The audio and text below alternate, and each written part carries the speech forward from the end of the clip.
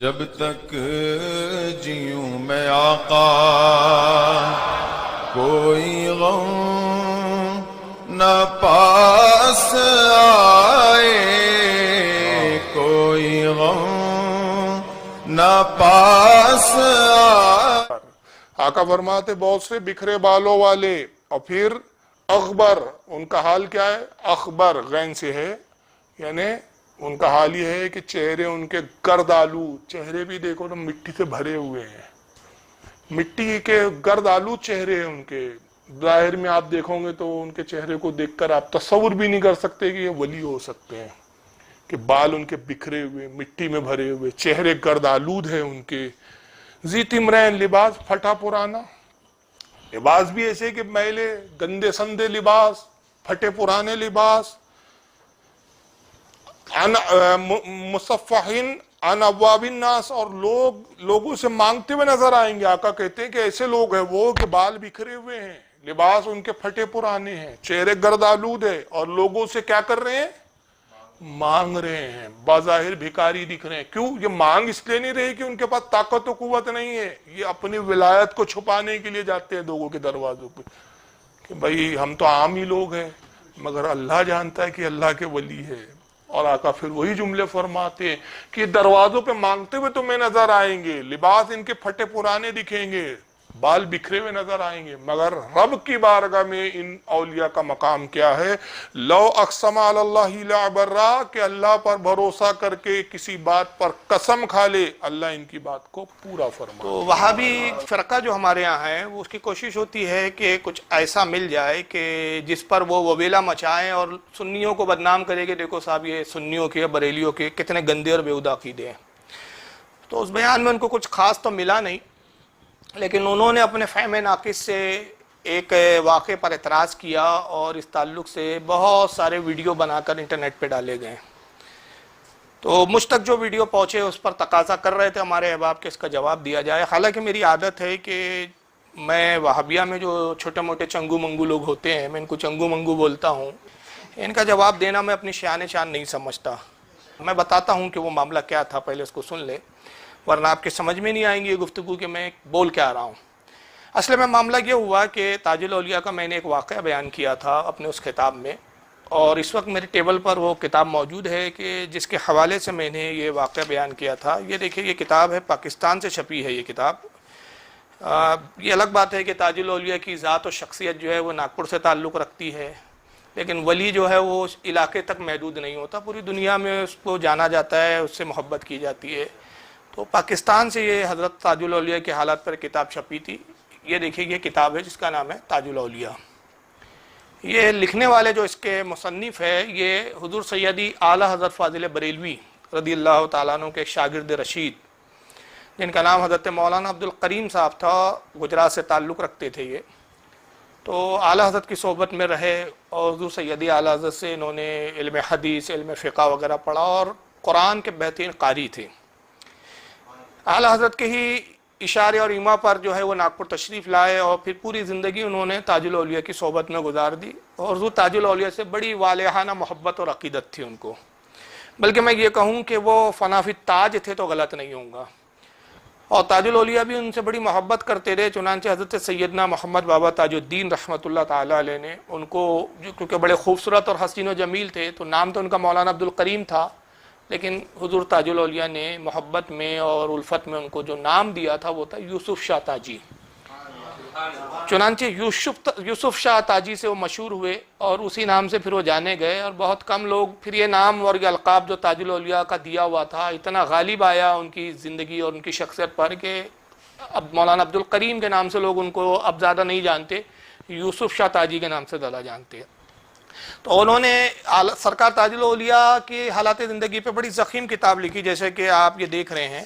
تو یہ آپ اس کی ضخامت دیکھ کے اندازہ لگا سکتے ہیں کہ کتنی ضخیم کتاب انہوں نے لکھی۔ تو اس کے اندر صفحہ نمبر 116 پر انہوں نے ایک واقعہ نقل کیا ہے، اور وہی واقعہ میں نے جو ہے اس کتاب کے حوالے سے بیان کیا تھا، جس پر پھر اعتراضات ہوئے۔ تو پہلے واقعہ سنیں، پھر اعتراض سمجھ میں آئیں گا۔ واقعہ یہ تھا کہ حضور تاج الاولیاء ایک مرتبہ سیتا بلڈی کر کے ایک علاقہ ہے ناگپور میں، ابھی بھی اسی نام سے معروف ہے، وہاں ایک مسجد ہے، بڑی عالیشان مسجد ہے، ماشاءاللہ اہل سنت کی تھی، اہل سنت کی ہے، اور انشاءاللہ اہل سنت کی رہیں گی۔ تو سرکار تاج الاولیاء اس مسجد میں تشریف لے گئے، مغرب کا وقت تھا اور اذان ہو رہی تھی، تو اس وقت تاج الاولیاء پہنچے اور جو بگی تھی آپ کی راجہ رگھوجی راؤ، جو آپ کا بڑا معتقد تھا، ایک غیر مسلم راجہ، تو راجہ رگھوجی راؤ نے وہ بگی جو ہے آپ کے لیے وقف کر دی تھی، اور راجہ نے ایک محل کا ایک حصہ بھی آپ کے لیے وقف کر دیا تھا، اسی میں حضور سیدی محمد سرکار تاج الاولیاء کا قیام ہوتا تھا۔ تو آپ بگی سے سیر فرمایا کرتے تھے، نماز مغرب کے وقت جب اس مسجد کے قریب پہنچے اور اذان ہو رہی تھی تو آپ نے فرمایا بگی روکو، ہم نماز مغرب پڑھیں گے۔ چنانچہ حضور تاج الاولیاء مسجد میں داخل ہوئی تو امام نے دیکھا کہ وقت کا اتنا بڑا ولی کامل مسجد میں آیا ہوا ہے، تو بھائی میری کیا مجال کہ حضور تاج الاولیاء کے ہوتے ہوئے میں نماز پڑھاؤں۔ چنانچہ انہوں نے یہ کیا کہ سرکار تاج الاولیاء سے التماس کیا کہ حضور نماز آپ ہی پڑھائیں۔ تو حضور تاج الاولیاء کا جہاں تک معاملہ تھا، ان کے اگر حالات زندگی آپ پڑھیں گے تو دیکھیں گے کہ وہ ایک مجذوب شخصیت کے مالک تھے، اور حالانکہ وہ سالک بھی تھے، لیکن زیادہ تر وقت جو ہوتا تھا ان پہ جو گزرتا تھا وہ جذب کی کیفیت میں گزرتا تھا وہ، اور ایک اپنے رنگ میں وہ اللہ کی یاد اور محبت میں بہت ہمہ وقت ڈوبے ہوئے ہوتے تھے، تو ایک جذبانی کیفیت ان پہ ہمہ وقت طاری رہتی تھی، اور وہی وقت تھا غالباً کہ جب وہ ان پر ایک کیفیت تھی۔ تو اس حالت میں آپ مصلی پر آئے اور آپ نے نماز پڑھانی شروع کی، اور پھر اللہ اکبر کہہ کر آپ نے جو ہے تکبیر پکاری، اور اس کے بعد پھر نماز جب شروع ہوئی تکبیر اولیٰ کے بعد، جی کیا کریں جی، تو بہرحال انہوں نے تکبیر اولیٰ کے بعد نماز جب شروع ہوئی تو قرات فرمائی، سورت ملائی پھر سورہ فاتحہ کے بعد، اور جب رکوع کیا تو ایک رکوع، پھر رکوع، دو رکوع، تین رکوع، ایسے کئی مرتبہ رکوع کیا انہوں نے۔ پھر آپ نے سجدہ فرمایا تو کئی سجدے فرمائے، ایک نہیں بلکہ کئی سجدے کیے۔ اس طرح پہلی رکعت مکمل ہوئی، اور پھر دوسری رکعت میں بھی کچھ اسی طرح معاملہ رہا، پھر دوسری رکعت میں آپ قیام میں بیٹھے اور کچھ دیر بیٹھنے کے بعد پھر اٹھ گئے، پھر تیسری رکعت میں آپ پھر بیٹھ گئے، اور پھر قیام تیسری رکعت میں جبکہ مغرب میں سلام پھیر دیا جاتا ہے، لیکن آپ نے سلام پھیرنے کی بجائے پھر کھڑے ہو گئے اور چوتھی رکعت کے لیے کھڑے ہو گئے، اور اس میں بھی یہی ہوا کہ آپ نے کئی بار رکوع کیے اور کئی بار سجدے کیے، اور پھر چوتھی رکعت میں کافی دیر قاعدے میں بیٹھنے کے بعد جو ہے وہ آپ نے سلام پھیرا۔ تو جب یہ نماز ہو رہی تھی تو ظاہر ہے بڑی عجیب و غریب نماز تھی، اس سے پہلے اس طرح کی نماز لوگوں نے پڑھی نہیں تھی، تو لوگ بڑے حیرت زدہ ہوئے، اور کشمکش کا ایک معاملہ تھا، لوگ اپنے دل میں سوچ رہے تھے، الگ الگ لوگوں کی کیفیت تھی۔ کوئی یہ سوچ رہا تھا کہ بھائی یہ تو نماز ہی نہیں ہوئی، کیونکہ مغرب کی نماز اس طرح تو آج تک ہم نے نہ پڑھی ہے، نہ سنی ہے، نہ کسی کو پڑھتے ہوئے دیکھا ہے۔ اور کچھ لوگ وہ تھے جو حضور تاج الاولیاء کو چونکہ ولی جانتے تھے اور ولی مانتے تھے اور سرکار تاج الاولیاء کی ولایت سے اچھی طرح سے واقف تھے، تو انہوں نے وہ خیال یہ کیا کہ نہیں، ایک اللہ کے ولی کی اقتداء میں ہم نماز پڑھ رہے ہیں، تو آج کی نماز تو بالکل یقیناً بالیقین یہ قبول ہے، تو ہم اپنی نماز کو تو دہرائیں گے نہیں اور اسی نماز کو ہم جو ہے مقبول سمجھیں گے۔ لیکن وہ جو ایک طبقہ تھا جو یہ سوچ رہا تھا کہ عجیب و غریب نماز ہے، ایسی ہم نے نماز آج تک پڑھی نہیں، چنانچہ ہوا یہ کہ انہوں نے ارادہ کیا نمازی کے دوران کہ جیسی ان کی نماز ختم ہوں گی ہم دوبارہ اپنی نماز کو لوٹائیں گے اور صحیح طریقے سے ہم نماز پڑھیں گے۔ بہرحال غرض کے انہوں نے ایک طبقہ، آدھے لوگ اٹھ گئے اور آدھے لوگ بیٹھے رہے اور انتظار کرتے رہے کہ حضور تاج الاولیاء دعا فرمائے، لیکن آپ مصلی پہ بیٹھے رہے اور آپ نے دعا نہیں کی۔ اور پھر یہ ہوا کہ وہ لوگ جن کے دل میں خیال اور یہ گمان چل رہا تھا اور یہ تخیلات کے اندر وہ غوطہ زن تھے کہ نماز نہیں ہوئی، تو انہوں نے یہ کیا کہ پھر اٹھے اور انہوں نے نماز لوٹائی۔ جب وہ نماز لوٹا چکے تو بس تبھی سرکار تاج الاولیاء اٹھے، اور اٹھنے کے بعد آپ جو ہے وہ دروازے کی طرف چلتے تو ان لوگوں نے گھیر لیا آپ کو اور کہا کہ حضرت مانا کہ آپ اللہ کے ولی ہیں، ہم آپ کو ولی جانتے ہیں، مانتے ہیں، آپ کی کرامتیں ہم نے آنکھوں سے دیکھی ہم نے، اور بڑے بڑے علماء آپ کو اللہ کا ولی جانتے ہیں، لیکن حضور یہ کیسی نماز آپ نے پڑھائی؟ ہم نے تو آج تک ایسی نہ نماز پڑھی، نہ سنی، نہ دیکھی، تو یہ نماز تو ہماری سمجھ میں نہیں آئی۔ تو حضور تاج الاولیاء پر ایک وجدانی کیفیت طاری ہوئی، ایک سرور، ایک کیف تھا ان کے اوپر طاری۔ اسی عالم جذب میں آپ نے مسکرا کے ارشاد فرمایا، ہو جی بابو، یہ حضرت کا انداز تھا، ہو جی بابو، ہو جی حضرت، اس طرح وہ جملے کہا کرتے تھے۔ تو ارشاد فرمایا کہ ہو جی بابو، جیسا کتاب میں لکھا تم ویسی نماز پڑھتے، اور جیسا کتاب والا بولتا تاج الدین ویسی نماز پڑھتا ہے۔ تو بہرحال یہ واقعہ یہاں ختم ہو گیا، اور یہاں تاج الاولیاء نے بتایا کہ ہم عام ولیوں میں نہیں ہیں، ہمارا معاملہ یہ ہے کہ ہم اللہ کے احکام اور اللہ کے الہامات پر بھی عمل کرتے ہیں۔ اس پر جب یہ تقریر نیٹ پر آئی تو وہابیوں کو بڑا بخار آیا کہ یا اللہ فاروق رضوی نے یہ کیا بول دیا. ارے بھائی میں نے تو واقعہ بیان کیا تو مجھ پہ کیا حکم لگاؤں گے آپ؟ اب رہ گئے کہ تاج الاولیاء پہ حکم لگاؤں گے تو تمہاری اوقات نہیں ہے کہ تم ہمارے سامنے بیٹھ کے مناظرہ کر لو، تو حکم کیا لگاؤں گے تم اللہ کے ولی پر؟ ایک عرصہ ہو گیا کہ ان کے بغیرت مولویوں کو ہم چیلنج پہ چیلنج کر رہے ہیں، لیکن یہ مولوی آتے نہیں ہیں. ان کے کچھ چوزے آتے ہیں، کچھ بچے ننھے، تو ان کے کچھ ننھے بچوں نے یہ کیا کہ ویڈیو بنا کے ڈالنے شروع کر دیے، اور کسی نے یہ نام سے ڈالا کہ صاحب نماز کی بے حرمتی، یہ سرخی قائم کی گئی اور یوٹیوب پہ ویڈیو ڈالا اور ہماری تقریر کا وہ اتنا حصہ توڑ کر کاٹ کر اتنی کلپ ڈال دی. کسی صاحب نے ڈالا جھوٹے فاروق رضوی کی نئی نماز. فاروق رضوی کی کون سی نئی نماز ہے؟ فاروق رضوی نے تھوڑی پڑھا ہو، ایک اللہ کے ولی نے پڑھا بھائی، اور وہ پڑھا تو وہ اس کا کیا احکام ہے، کیا حکم ہے، وہ تو ابھی میں ایسا بولوں گا کہ تمہاری نانی یاد آ جائیں گی. پھر کسی نے ڈالا کہ صاحب بابا تاج الدین کی جھوٹی نماز. تو یہ تو خود چھوٹے ننھے منھے چوزے تھے تو ہم نے توجہ نہیں دی، لیکن پھر اس وقت حیرانی ہوئی کہ ایک وہابیوں کے بہت بڑے بے غیرت مولوی سامنے آئے. حالانکہ انہوں نے میرا نام نہیں لیا، لیکن کسی نے شاید یہ سمجھا کہ میری بات کا وہ جواب دے رہے ہیں، تو ان کی کچھ تقریر کا ایک حصہ اور میری تقریر کا یہ حصہ ملا کر مکس کر کے ڈال دیا اور کہا دیکھو صاحب ہمارے بہت ذمہ دار عالم نے فاروق رضوی کا جواب دے دیا. جواب دینے والی شخصیت کون تھی؟ مولوی جلال الدین قاسمی صاحب، جن کو ہم جلو صاحب کہتے ہیں. ہاں بھائی اب یہ برا مانے کچھ بھی مانے، جب یہ ہم کو لیپ ٹاپ بابا بولتے تو ہم تو برا نہیں مانتے نا، کیونکہ بھائی بابا تو ولی ہوتے ہیں ہمارے یہاں، ہم ولیوں کو ہی بابا بولتے ہیں، تو اس میں برا ماننے کی کیا بات ہے. لیکن ان کو جلو بولو تو ان کو چڑ ہوتی ہے. ایک انصاری صاحب ہے، ان کو اور آگے کچھ بولا جاتا ہے، میں بھی آج کے بیان میں بولنا نہیں چاہ رہا ہوں. ہاں آپ سمجھ سکتے ہیں ان کو کیا بولا جاتا ہے. ایک بڑا کارنامہ انجام دیے تھے انہوں نے بنارس میں، بس وہ نسبت لگ گئی ان کو اور قیامت تک مرنے تک نہیں چھوٹنا ہے وہ.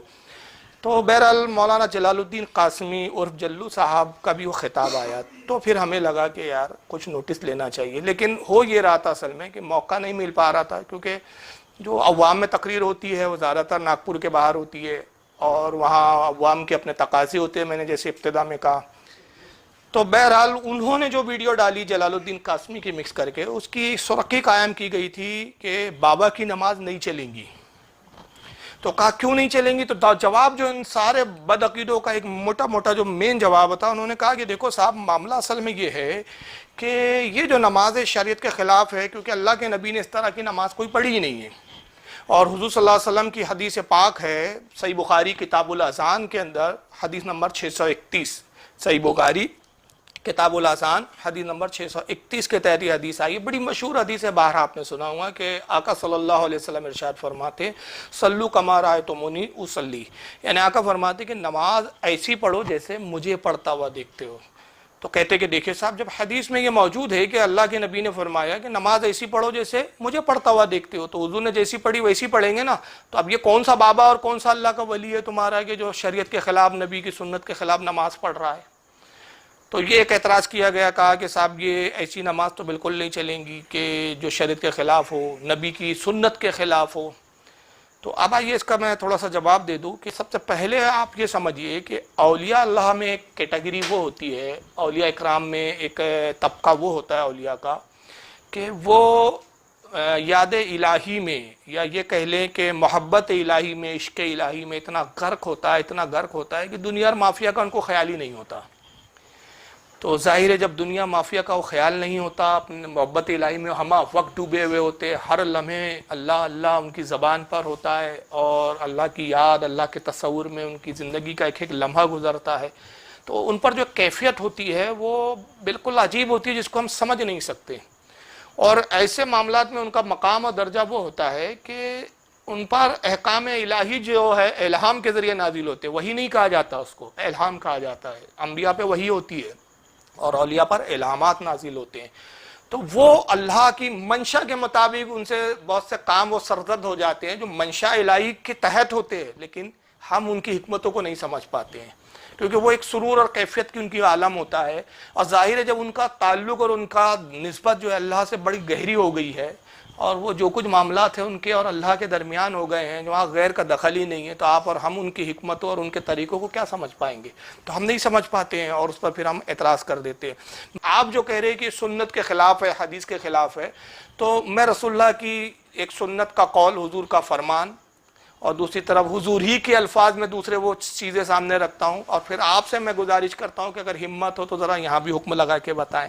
اگر آپ کہتے کہ نہیں اس طرح کا کوئی اولیاء کا طبقہ نہیں ہوتا، یہ سب لفظوں سے کھیل رہے ہیں، آپ محبت الہی میں ڈوبے ہوتے اور یہ ہوتا ہے اور وہ ہوتا ہے، سب لفظوں سے کھیل رہے ہیں صاحب، ایسا کچھ نہیں ہوتا۔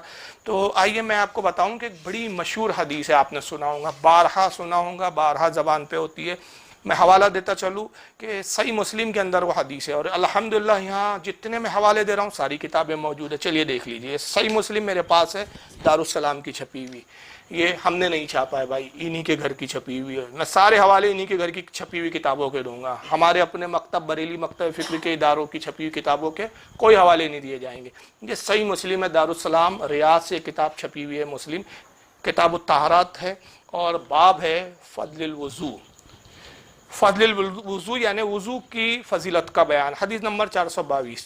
تو الفاظ حدیث یہ ہے کہ امام مسلم نقل کرتے ہوئے کہتے ہیں قال رسول اللہ صلی اللہ علیہ وسلم، اللہ کے نبی اللہ کے رسول صلی اللہ علیہ وسلم نے ارشاد فرمایا وَالطُّہُورُ شَطْرُ الْإِیمَانِ، اور ایک روایت میں یہ بھی لفظ آیا ہے الطہور نصف الایمان، کہ پاکیزگی آدھا ایمان ہے، یعنی پاک صاف آپ رہیں، صاف ستھرے رہیں، پاکیزگی کے ساتھ رہیں، تو یہ کیا ہے آپ کا آدھا ایمان ہے۔ اور جو شخص نے پاکیزگی کا خیال نہیں رکھا تو گویا اس نے کیا کیا، آدھے ایمان کو چھوڑ دیا۔ یہ حدیث قائم ہے بھائی، مسلم میں ہے۔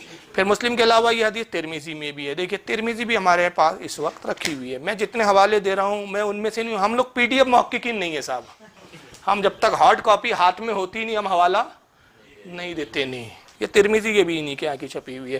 بہرحال ترمذی کتاب الدعوات حدیث نمبر 3519 میں بھی حدیث آئی ہے۔ امام عبدالرزاق نے بھی حدیث کو المصنف میں لایا ہے، جلد نمبر 11 صفحہ 296، حدیث نمبر 20582۔ مسند احمد بھی مسند احمد بھی رکھی ہوئی ہے سامنے، یہ مسند احمد میں بھی یہ حدیث آئی ہے، حدیث نمبر 18287 میں۔ امام دارمی نے بھی اس حدیث کو لایا، یہ دارمی ہے المسند الجامع کے نام سے، لیکن مشہور اس کو دارمی کے نام سے بولا جاتا ہے، حالانکہ اس کا اصل نام کیا ہے، کتاب المسند الجامع، یہ اصل نام ہے، لیکن عام طور پہ ہم اس کو کیونکہ امام دارمی نے لکھی تو ان کی نام کی نسبت سے اس کتاب کو کہا جاتا ہے سنن دارمی ہے۔ بہرحال یہ دارمی میں بھی حدیث موجود ہے، حدیث نمبر 679۔ امام طبرانی نے بھی اس کو لایا اپنی کتاب الدعا کے اندر، ان کی کتاب ہے جس کا نام ہے الدعا، حدیث نمبر 1734 کے تحت۔ اب یہ حدیث آپ کے ذہن میں ہے کہ اللہ کے نبی نے کیا فرمایا کہ پاکیزگی کیا ہے، آدھا ایمان ہے، دھیان میں رکھیں۔ اب آئیے ذرا بخاری شریف مسند احمد دیکھیں، آپ دیکھیں یہ ہے مسند احمد، اس کی حدیث نمبر 11893۔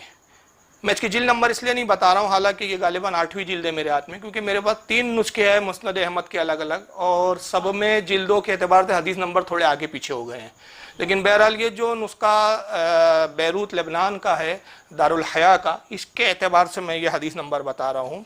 تو یہ باب مسند ابی سعید الخدری کے اندر یہ حدیث امام احمد ابن حنبل لائے۔ پھر کن کن علماء نے یہ حدیثیں لکھی میں ان کے بھی نام، ان کے تخارج پیش کروں گا۔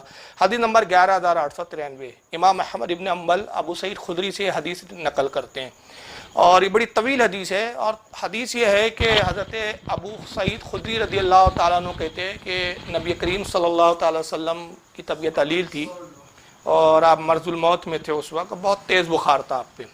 تو ابو سعید کہتے ہیں کہ میں حضور کی عیادت کے لیے گیا تو دیکھا کہ حضور پر بڑا تیز بخار ہے، اور آپ کے جسم اطہر پر کئی چادریں رکھ دی گئی ہے، مگر وہ چادروں کے اوپر سے بھی جو ہے بخار کی تپش محسوس ہو رہی تھی، اتنا تیز بخار تھا۔ تو حضرت ابو سعید خدری کہتے ہیں مجھے بڑی حیرانی ہوئی، تو میں نے رسول اللہ سے عرض کیا اللہ کے نبی کیا کسی کو اتنا بھی بخار ہوتا ہے؟ باخدا میں نے آج تک کسی انسان کو اتنا بخار میں نہیں دیکھا۔ تو آقا نے ارشاد فرمایا کہ انبیاء پر دوسروں کے مقابلے میں مصیبت اور تکلیف زیادہ آتی ہے، بخار میں چونکہ اجر ثواب ہے تو انبیاء اجر میں بھی تم سے زیادہ ہوتے ہیں، اس لیے مجھے زیادہ بخار ہے کیونکہ میں تم سب میں افضل ہوں، تمام انبیاء میں افضل ہوں، اس لیے مجھ پر تکلیف بھی زیادہ ہے اور یہ بخار کی شدت بھی زیادہ ہے۔ تو اس کے بعد حضرت ابو سعید کہتے ہیں کہ میں نے عرض کیا کہ یا رسول اللہ سب سے زیادہ مصیبتیں کن پر آتی ہے، کون لوگ ہیں جن پہ مصیبتیں زیادہ آتی ہیں اور جن کا اجر بھی زیادہ ہوتا ہے؟ تو نبی نے کیا فرمایا، یہ میں بس حدیث کا وہ حصہ پڑھ رہا ہوں۔ آقا حضرت ابو سعید خدری نے جب یہ کہا تو آقا نے جواب میں کیا ارشاد فرمایا، ان کان النبی من الانبیاء یبتلی بالقمل حتی یقتلہ۔ اللہ کے نبی نے فرمایا کہ انبیاء میں سے ایک نبی ایسے ہیں کہ جن پر جوؤں سے آزمائش کی گئی، मुसीबत फिर मैं एक जुमला भूल गया उससे पहले, मैं जो आखिरी हिस्सा पढ़ रहा हूँ कि उन्होंने कहा अंबिया पे सबसे ज़्यादा मुसीबत आती है और अंबिया के बाद सालिहीन पर, अल्लाह के औलिया पर मुसीबत आती है। और फिर मिसाल देते हुए कहा कि अंबिया में एक नबी ऐसे गुजरे, उन्हें जुओं से आजमाया गया। किससे आजमाया गया? जुओं से, यानी इतनी जुएं हुई हक्ता युक्तुला कि वो जुओं को मार दिया करते थे। इतनी जुएं होती कि उनको काटती थी और वो जुओं को वो मार दिया करते थे। और फिर आगे फरमाते वा इनकान नबी मिनल अंबिया युबतला बिल फक्र, और यहाँ तक कि किसी नबी को ऐसी भी आजमाया गया कि उनको गुर्बत और फक्र से आजमाया गया, यानी मिस्कीनी से, तंगदस्ती से उनको आजमाया गया। अंबिया पे इस तरह भी मुसीबतें आई कि जुओं के जरिए भी आजमाया गया कि उन पर जुए मुसल्लत कर दी गई, उनके बदन में जुए हो गई और वो जुओं को मार देते थे, लेकिन फिर जुएं पैदा हो जाती थी और फिर उनको काटती थी, हालांकि वो बार बार जुओं को मारते। और अंबिया में कुछ नबी ऐसे भी गुजरे, एक नबी वो भी गुजरे कि उनकी जो आजमाइश हुई फ़क्र फाका से हुई, उनको फाकों से आजमाया गया।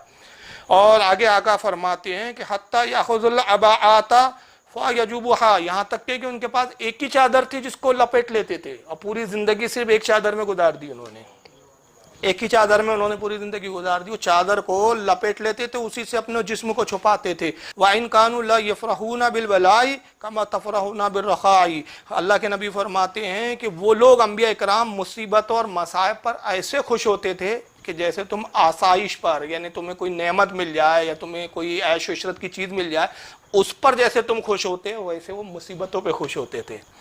ये हदीस तो मुकम्मल हो गई। आप कहेंगे कि इससे उसका क्या ताल्लुक है, तो ताल्लुक ये है कि आका क्या फरमा रहे हैं कि पाकीज़गी क्या है और जुए कब होंगी भाई? उनके कपड़े उतने साफ सुथरे नहीं होते थे, क्यों? उनकी गुर्बत की वजह ये थी, एक ही चादर है, एक चादर लपेटे हुए हैं, उसी में ज़िंदगी गुजार रहे हैं और जुए हो गई। तो कोई वहाबी का जो है हाँ मतलब वो अपने आप में इतने डूबे हुए थे अपनी मोहब्बत के अंदर, ये नहीं था कि होश नहीं था, एक ही चादर में जिंदगी गुजार रहे हैं, जुए हो रही है, उसको मार दे रहे हैं, फिर जुए हो रही है। जो आदमी रोज नहाए, रोज गुस्ल करे, रोज साफ सुथरा रहे, उसके सर में, उसके बदन पे जुए हो सकती है? नहीं हो सकती है। तो ये हदीस तो बता रही, और ये सही हदीस है। कमाल की बात यह है कि हदीस ज़ईफ नहीं है। इमाम अबू सईद रज़ी अल्लाह तआला अन्हु इस हदीस के बारे में कहते हैं हाज़ा इस्नादु सहीहुन, और ये हदीस जो है अदबुल मुफरद में भी इमाम बुखारी लाए हैं, हदीस नंबर 510। और जो नुस्खा मेरे पास है अदबुल मुफरद का 6 नुस्खे है, इसमें एक नुस्खा अलबानी साहब का है मेरे पास, जिसमें अलबानी साहब इस हदीस के बारे में कहते हैं कि यह हदीस बिल्कुल सही है, यानी इनके अलबानी भी सही कह रहे। तो मैं कहता हूँ अब जो तुमने तुक्का लाया यहाँ से कि ताजुल औलिया की नमाज नहीं चलेंगी, क्यों नहीं चलेंगी? कि अल्लाह के नबी की हदीस है सल्लु कमा राअयतुमूनी उसल्ली, नमाज ऐसी पढ़ो जैसे मुझे पढ़ता हुआ देखते हो। तो वही नबी कह रहा पाकीज़गी आधा ईमान है और यहाँ जुए भी हैं, चादरें गंदी भी हैं। तो साहब ये हदीस और वो हदीस को मिलाकर उस नबी पर आप क्या हुक्म लगाओगे फिर? तो यहाँ कहना पड़ेगा कि वो एक अलग कैटेगरी थी उनकी, उनका मकाम और दर्जा एक अलग था। उनके दर्जे और उनके मकाम को लेकर यहाँ कयास नहीं किया जा सकता साहब। तो औलिया का दर्जा एक अलग होता है। बाज़ औलिया के, अल्लाह के मकबूल नबी और औलिया ऐसे होते हैं कि जो ज़ाहिरी हुक्म शरा से मुस्तस्ना होते हैं, उन पर हुक्म ज़ाहिर नहीं लगता। चलिए आइए इस हदीस को कितनों ने लिखा जरा देखिए। ये सारे इमामों को नहीं दिख रहा था कि जुए वाली हदीस ला रहे हैं साहब, इससे पढ़ने वाले पे क्या तासुरात कायम होंगे। इसको इमाम अहमद के अल्फाज में मैंने बयान किया, इसको इमाम अब्दुल रज़्ज़ाक़ भी लाए हैं जो इमाम अहमद इब्न हंबल के उस्ताद है और इमाम बुखारी के दादा उस्ताद है। अल मुसन्नफ़ जिल्द नंबर 11 हदीस नंबर 310, सफ़ा नंबर 310, हदीस नंबर 20,626 पर लाया। इमाम बुखारी ने अल अदबुल मुफरद में लाया, हदीस नंबर 510। इमाम इब्न माजा ने भी इसको लिखा है अपनी सुनन के अंदर, किताबुल फितन बाब में इसको नकल करते हैं, हदीस नंबर 4024। इमाम अबू याला ने इसको अपनी मुस्नद में लाया, जिल्द नंबर 2 सफ़ा 313, हदीस नंबर 1045। इमाम ताहवी ने भी इस हदीस को लाया है शरह मुश्किल आसार के अंदर, हदीस नंबर 2210। आइए एक और हदीस सुने, ये सही मुस्लिम की हदीस है। देखिए ये सही मुस्लिम मैं दिखा चुका हूँ आपको। सही मुस्लिम बाब कायम किया इमाम मुस्लिम ने, फ़ज़्लुज़्ज़ुफ़ाई वल खामिलीन। अब देखिए यहाँ फजीलत बयान कर रहे हैं फ़ुक़रा की और ज़ोफ़ा से यहाँ मुराद औलिया की वो कैटेगरी जो फ़क्र व फाके में ज़िंदगी गुजारते हैं, जिनकी दुनिया ही अलग होती है, या जिसको हम मजजूब कहते हैं अपनी ज़बान में। मजजूब की फजीलत में इमाम मुस्लिम ये बाब कायम करके हदीस ला रहे हैं, हदीस नंबर 6577 और रिवायत है हज़रत अबू हुरैरा से। चुनांचे حضرت امام مسلم کہتے ہیں ان ابی ہریرہ ان رسول اللہ صلی اللہ علیہ وسلم، ابو ہریرہ سے روایت ہے کہ اللہ کے نبی صلی اللہ علیہ وسلم سے روایت کرتے ہیں، قالا نبی کریم نے ارشاد فرمایا رب عشص مدفوع بالابواب، کہ اللہ کے نبی نے فرمایا کہ بہت سے پرگندہ حال مطلب جن کے کپڑے میلے، بالوں میں مٹیاں بھری ہوئی ہے، ہوش و حواس نہیں ہے، اپنی دنیا میں مست ہے، نہ کپڑوں کا ہوش، نہ نہانے اور دھونے کا ہوش، بالوں میں مٹیاں، رب عشص، اس لیے میں نے ایک اردو کا بڑا اچھا لفظ ترجمے میں بیان کیا، پراگندہ، یعنی آپ سمجھ لیں کہ بالوں میں مٹیاں بھری ہوئی ہے، لباس بوسیدہ، پرانے، میلے کچلے، پسینوں میں کڑک ہو گئے ان کے لباس۔ آقا فرماتے بہت سے ایسے وہ لوگ ہیں میری امت میں، کون ہے یہ کہ مجذوبین ہیں، کہ جن کے پرگندہ حال ہے، بال بکھرے ہوئے ہیں، کپڑے خراب ہے، مدفوعین بالابواب، ان کو دروازوں سے دھتکار دیا جاتا ہے، ان کے اس حال کو دیکھ کر لوگ ان کو اپنے دروازوں پہ کھڑے رکھنا پسند نہیں کرتے، مگر اللہ کی بارگاہ میں مقام کیا ہے، لو اقسم علی اللہ لابرہ، مگر اللہ کے نزدیک وہ اتنے بڑے ولی کامل ہے کہ اگر وہ کسی بات پر اڑ جائیں اور اللہ کی قسم کھا لے اس پر، اللہ ان کی اس بات کو پورا فرما دیتا ہے۔ اب خود آقا ہی کہہ رہے ہیں کہ وہ گندے ہیں، پرگندہ حال ہے ان کے، بال بکھرے ہوئے، کپڑے میلے کچلے، مگر وہ کون ہے بھائی؟ اللہ کے ولی ہے، اور مقام کہ اگر وہ اللہ پہ بھروسہ کر کے قسم کھا لے کہ اللہ یہ کام کر، تیری عزت و جلال کی قسم یہ کام ہو جائے، ہونا ہی چاہیے، اللہ ان کی بات کو پورا فرما دیتا ہے۔ اور آقا کہہ رہے ہیں کہ پاکیزگی آدھا ایمان ہے، تو بتائیے جن کا ایمانی آدھا ہو، اگر یہ حدیث اور اس حدیث کا تقابل کریں اور دونوں کو ایک ساتھ لائیں، ان کی جیسے وہابیوں کی عقل چلتی ہے اس عقل کے مطابق، تو پھر معاذ اللہ ان کا تو یہ مقام ہی نہیں ہونا چاہیے کہ ان کی بات اللہ تعالیٰ پوری کر لے۔ وہ تو نصف ایمان سے ہی محروم ہے ایسے لوگ جو گندے رہتے ہیں، جبکہ آقا کہہ رہے پاکیزگی آدھا ایمان ہے، مگر حضور یہاں کہہ رہے نہیں یہ تو اللہ کے ولی ہے، اور ولی بھی کیسے، معمولی ولی نہیں، لوگ نہیں سمجھ پا رہے ان کو، دروازے سے دھتکارا جا رہا ہے، اور جب دروازے سے بھگا دیا جا رہا ہے تو اس سے ثابت ہوتا ہے کہ لوگ ان کے مقام ولایت کو سمجھ نہیں پائے، مگر اللہ جانتا ہے کہ کیسے ولی ہے، یہ رسول جانتے ہیں کہ کیسے ولی ہے، کیا درجے اور کس لیول کے ولی ہے، کہ اللہ پر اعتماد کر کے قسم کھا لے اللہ یہ کام ہو جائے تو وہ کام پورا ہوتا ہی ہے، اللہ ان کے اس بات کو، ان کے الفاظوں کی ادائیگی کے لفظوں کو پورا فرما دیتا ہے، یہ اللہ کے ولی ہے۔ تو اسی طرح میں یہ کہتا ہوں کہ تاج الاولیاء بھی انہی اولیاء صالحین میں تھے کہ جن کو لوگ سمجھ نہیں پائے، جنہوں نے سمجھ لیا، اور میں کہتا ہوں انہوں نے ہی سمجھا جس کو اللہ نے سمجھا دیا، ورنہ کس کی مجال ہے کہ وہ خود سے سمجھ سکے۔ جن کے دلوں میں اپنے ولی کی محبت اللہ کو ڈالنا مخصوص تھا وہ تاج الاولیاء کی ولایت کو سمجھ گئے، اور جن کے دلوں میں محبت اولیاء ہے ہی نہیں اور نہ اللہ کو ڈالنا منظور تھا تو وہ اعتراض کرنے بیٹھ گئے۔ اب آئیے یہ حدیث کتنے بڑے محدثین نے لکھا، کیا ان محدثین کو الطور و شطر الایمان والی حدیث یاد نہیں تھی کیا، کہ یہ حدیث اولیاء کس فضیلت میں لا رہے ہیں، فضل الضعفاء والحاملین کے اندر امام مسلم لا رہے ہیں، اس حدیث کو امام ترمذی کتاب المناقب میں لا رہے ہیں۔ مناقب کے معنی کیا ہوتے ہیں بھائی؟ فضیلت کا بیان۔ تو یہ جو پرگندہ لوگ ہیں، گندے سندے رہنے والے، ان کے مناقب ہے جس کو امام ترمذی کتاب المناقب میں لا رہے ہیں اس حدیث کو، حدیث نمبر 3854 پہ لایا۔ حضرت امام بزار نے اس کو مسند البزار میں لایا، جلد 13 صفحہ نمبر 97، حدیث نمبر 6459۔ اسی حدیث کو امام طحاوی نے شرح مشکل الآثار کے اندر لایا، جلد 2 صفحہ 292، حدیث نمبر 674۔ امام حکیم ترمذی نے اس کو اپنے حدیث کی کتاب نوادر الاصول کے اندر جلد 6 صفحہ 334، حدیث نمبر 1473 پر لایا۔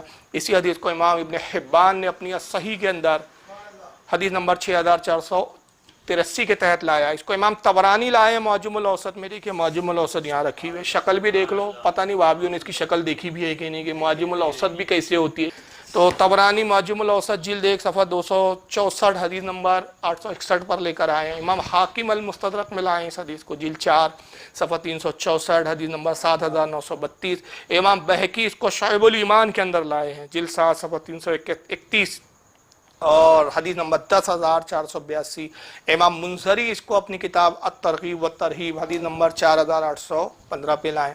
امام حیثمی اس کو مجمع الزوائد جلد 10 صفحہ 337 حدیث نمبر 17922 پر لائے ہیں۔ میں نے کل یہاں تقریباً 11 حوالے دیے ہیں، اور بھی حوالے ہیں، لیکن 11ویں کی نسبت سے، کیونکہ 11ویں کا عدد سرکار غوث اعظم کا ہے، بات ولیوں کی ہو رہی ہے، تو 11 پہ میں رک گیا ہوں۔ آئیے امام طبرانی کی معجم الاوسط، اس کے اندر اب اس سے میں ایک حدیث پڑھ رہا ہوں، معجم الاوسط جلد 1 صفحہ 392 حدیث نمبر 861۔ हज़रत अनस से रिवायत है। क्या रिवायत है? अन अनस रज़ियल्लाहु अन्हु क़ाल, हज़रत अनस रज़ियल्लाहु ताला से रिवायत है, कहते हैं समिअतु रसूलुल्लाह सल्लल्लाहु अलैहि वसल्लम यक़ूल, कि मैंने अल्लाह के नबी सल्लल्लाहु ताला अलैहि वसल्लम को कहते हुए सुना कि मेरे आका ने फरमाया, रुब्बा अशसा अग़बरा ज़ी तिमरैन मुसफ़्फ़िहिन अन अब्वाबिन नासी लौ अक़समा अलल्लाहि लअबर्रा।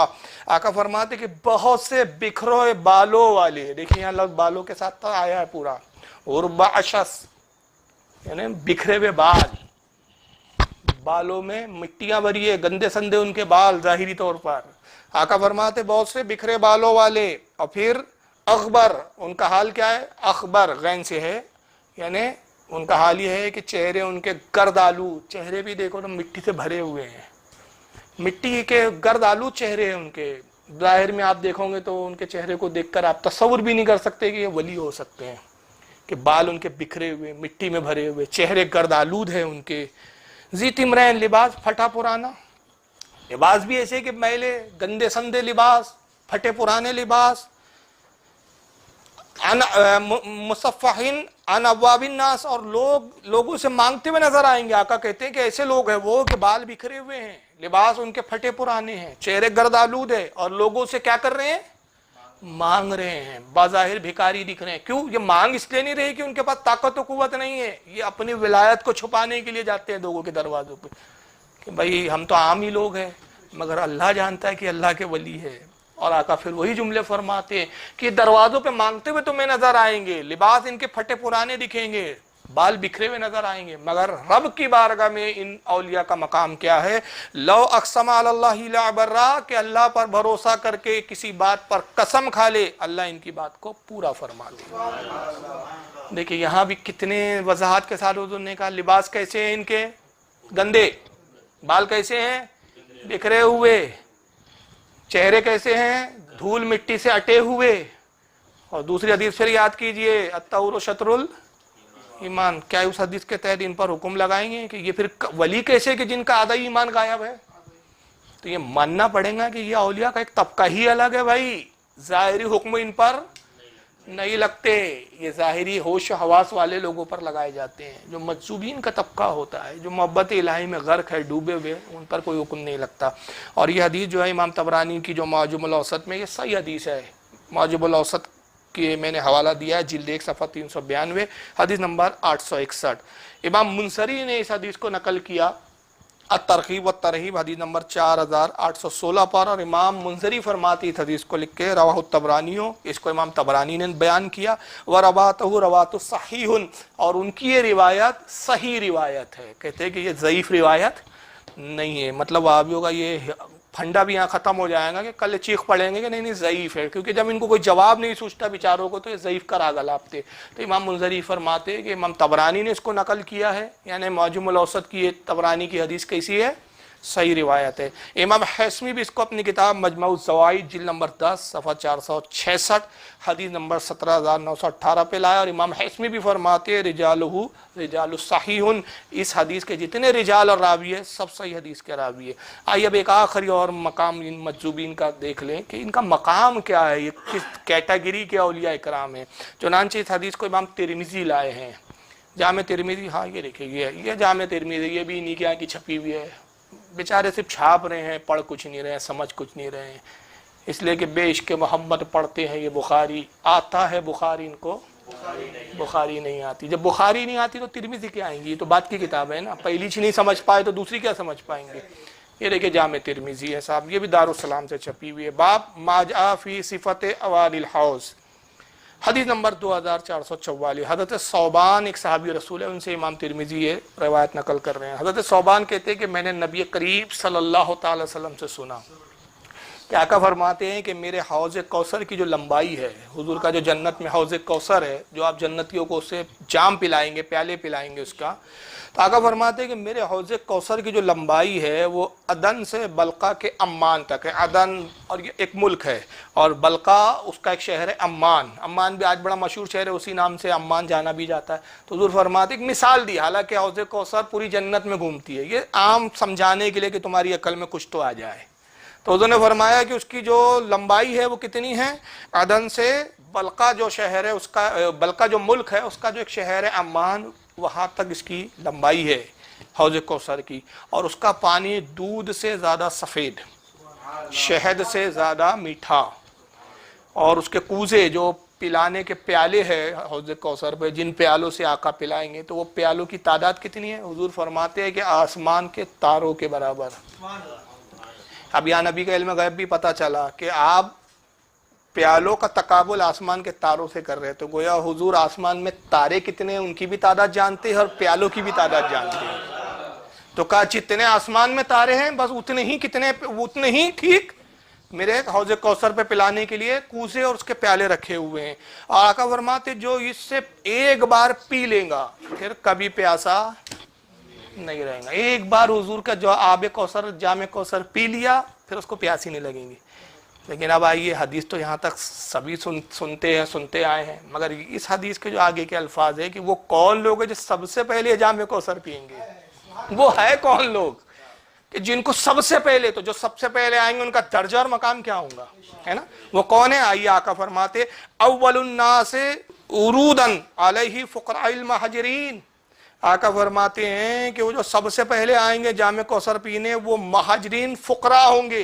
वो महाजरीन में जो सबसे गरीब मिस्कीन साहबा थे। और फिर एक रिवायत में, ये तो तिरमिजी की रिवायत है मगर दूसरे अल्फाज में दूसरे मुहद्दिसीन ने जो अल्फाज यहाँ नकल किए वो उसमें उन्होंने ये अल्फाज इस्तेमाल किए कि अव्वलु मन यरीदो अलैया फुकरा उम्मती। कहते हैं कि सबसे पहले जो जाम पीने आएंगे वो रसूलुल्लाह की उम्मत के फुकरा होंगे, यानी कयामत तक के जितने औलिया होंगे, कयामत तक के जितने औलिया आएंगे, फुकरा औलिया, वो फुकरा जो थे दुनिया में, अव्वल मन यरीदो अलैया फुकरा उम्मती, मेरी उम्मत के फुकरा होंगे जो सबसे पहले वो जामे कौसर के लिए आएंगे। और फिर वो कौन होंगे, उनकी सिफत बताई आका ने कि फुकरा कौन होंगे। तो फुकरा की सिफत क्या बताते? अशुसो रूसदुनुसो सियाबा। आका फरमाते हैं कि उन फुकरा की सिफत क्या है कि जिनके बाल गर्द आलूद।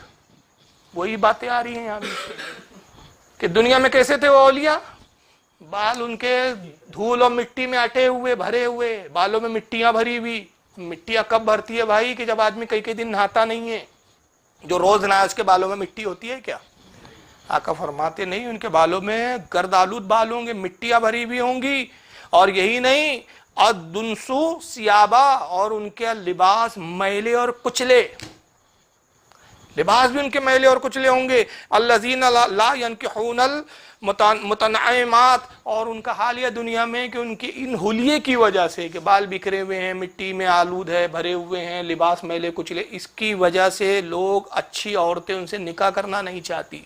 वो नाज़ अंदाज में पली हुई, जो नेमतों से मुस्तफिद होने वाली जो औरतें हैं दुनिया में, ऐशो शरत वाली औरतें हैं, यानी अच्छे घराने की जो औरतें, वो निकाह तक उनसे करना पसंद नहीं करती थी। वो मेरे उम्मत के औलिया होंगे कि जिनकी वजह, जिनके हालात, इन हाल की वजह से अच्छी लड़कियां उनसे निकाह करना नहीं चाहती थी। वला तुफ्तहु लहुम अबवाबु सुदद, और आका फरमाते कि उनके लिए दरवाजे नहीं खोले जाते थे। अगर वो किसी के दरवाजे पे आ जाए तो लोग अपने दरवाजे बंद कर देते। ये उनका दुनिया में हाल था। मगर ये गंदे संदे रहने वाले, गर्दालूद रहने वाले, बालों के अंदर मिट्टियां जिनके भरी हुई है, अल्लाह की बारगाह में इनका मकाम क्या है कि अल्लाह के ऊपर भरोसा करके कसम खाएं तो बात अल्लाह उनकी पूरा कर दे। और आबे कौसर के जाम पीने सबसे पहले ये लोग आएंगे। तो ये क्यों आएंगे भाई, जरा वहाबी जी हमें बताइए। तौर शत्रुल ईमान वाली हदीस का क्या हुआ भाई? बाबा ताजुद्दीन की नमाज नहीं चलेंगी तो तुमने तो रसूल से यहाँ शिकायत करो। अल्लाह के नबी आप ही ने तो कहा है पाकिज़गी आधा ईमान है। जो गंदे संदे रह रहे थे दुनिया में, बरेलवी जिनको मजजूब समझ रहे थे, इनको सबसे पहले आबे कौसर पिला रहे हैं आप। सबसे पहले तो हम अहले हदीसों को पिलाओ ना, जो हम बड़े साफ सुथरे रहते थे, बड़े बेहतरीन रुमाल, बेहतरीन खुशबू, बेहतरीन इतार, दुपट्टे हम बड़े कीमती कपड़ों के पहनते थे, बड़े जुब्बे, हमें पिलाओ ना। आका कहेंगे मैं आशिकों को जाम पिलाता हूं, मैं गद्दारों को जाम नहीं पिलाता। यहाँ दिल की कैफियतें देखी जाती है, होली और लिबास नहीं देखे जाते। औलिया के दिल साफ होते हैं, जाहिर उनका भले ही मैला कुचला नजर आए, कपड़े मैले कुचले नजर आए, उनका बातिन साफ होता है। इनका जाहिर तो साफ है, बातिन बड़ा मैला है। ये धुतकारे जाएंगे आबे कौसर से। और सबसे पहले किन्हें पिलाया जाएगा? आप जरा एक बात बताए यार, हुजूर को इनसे मोहब्बत है इसलिए सबसे पहले पिला रहे हैं ना, जरा गौर करो आप।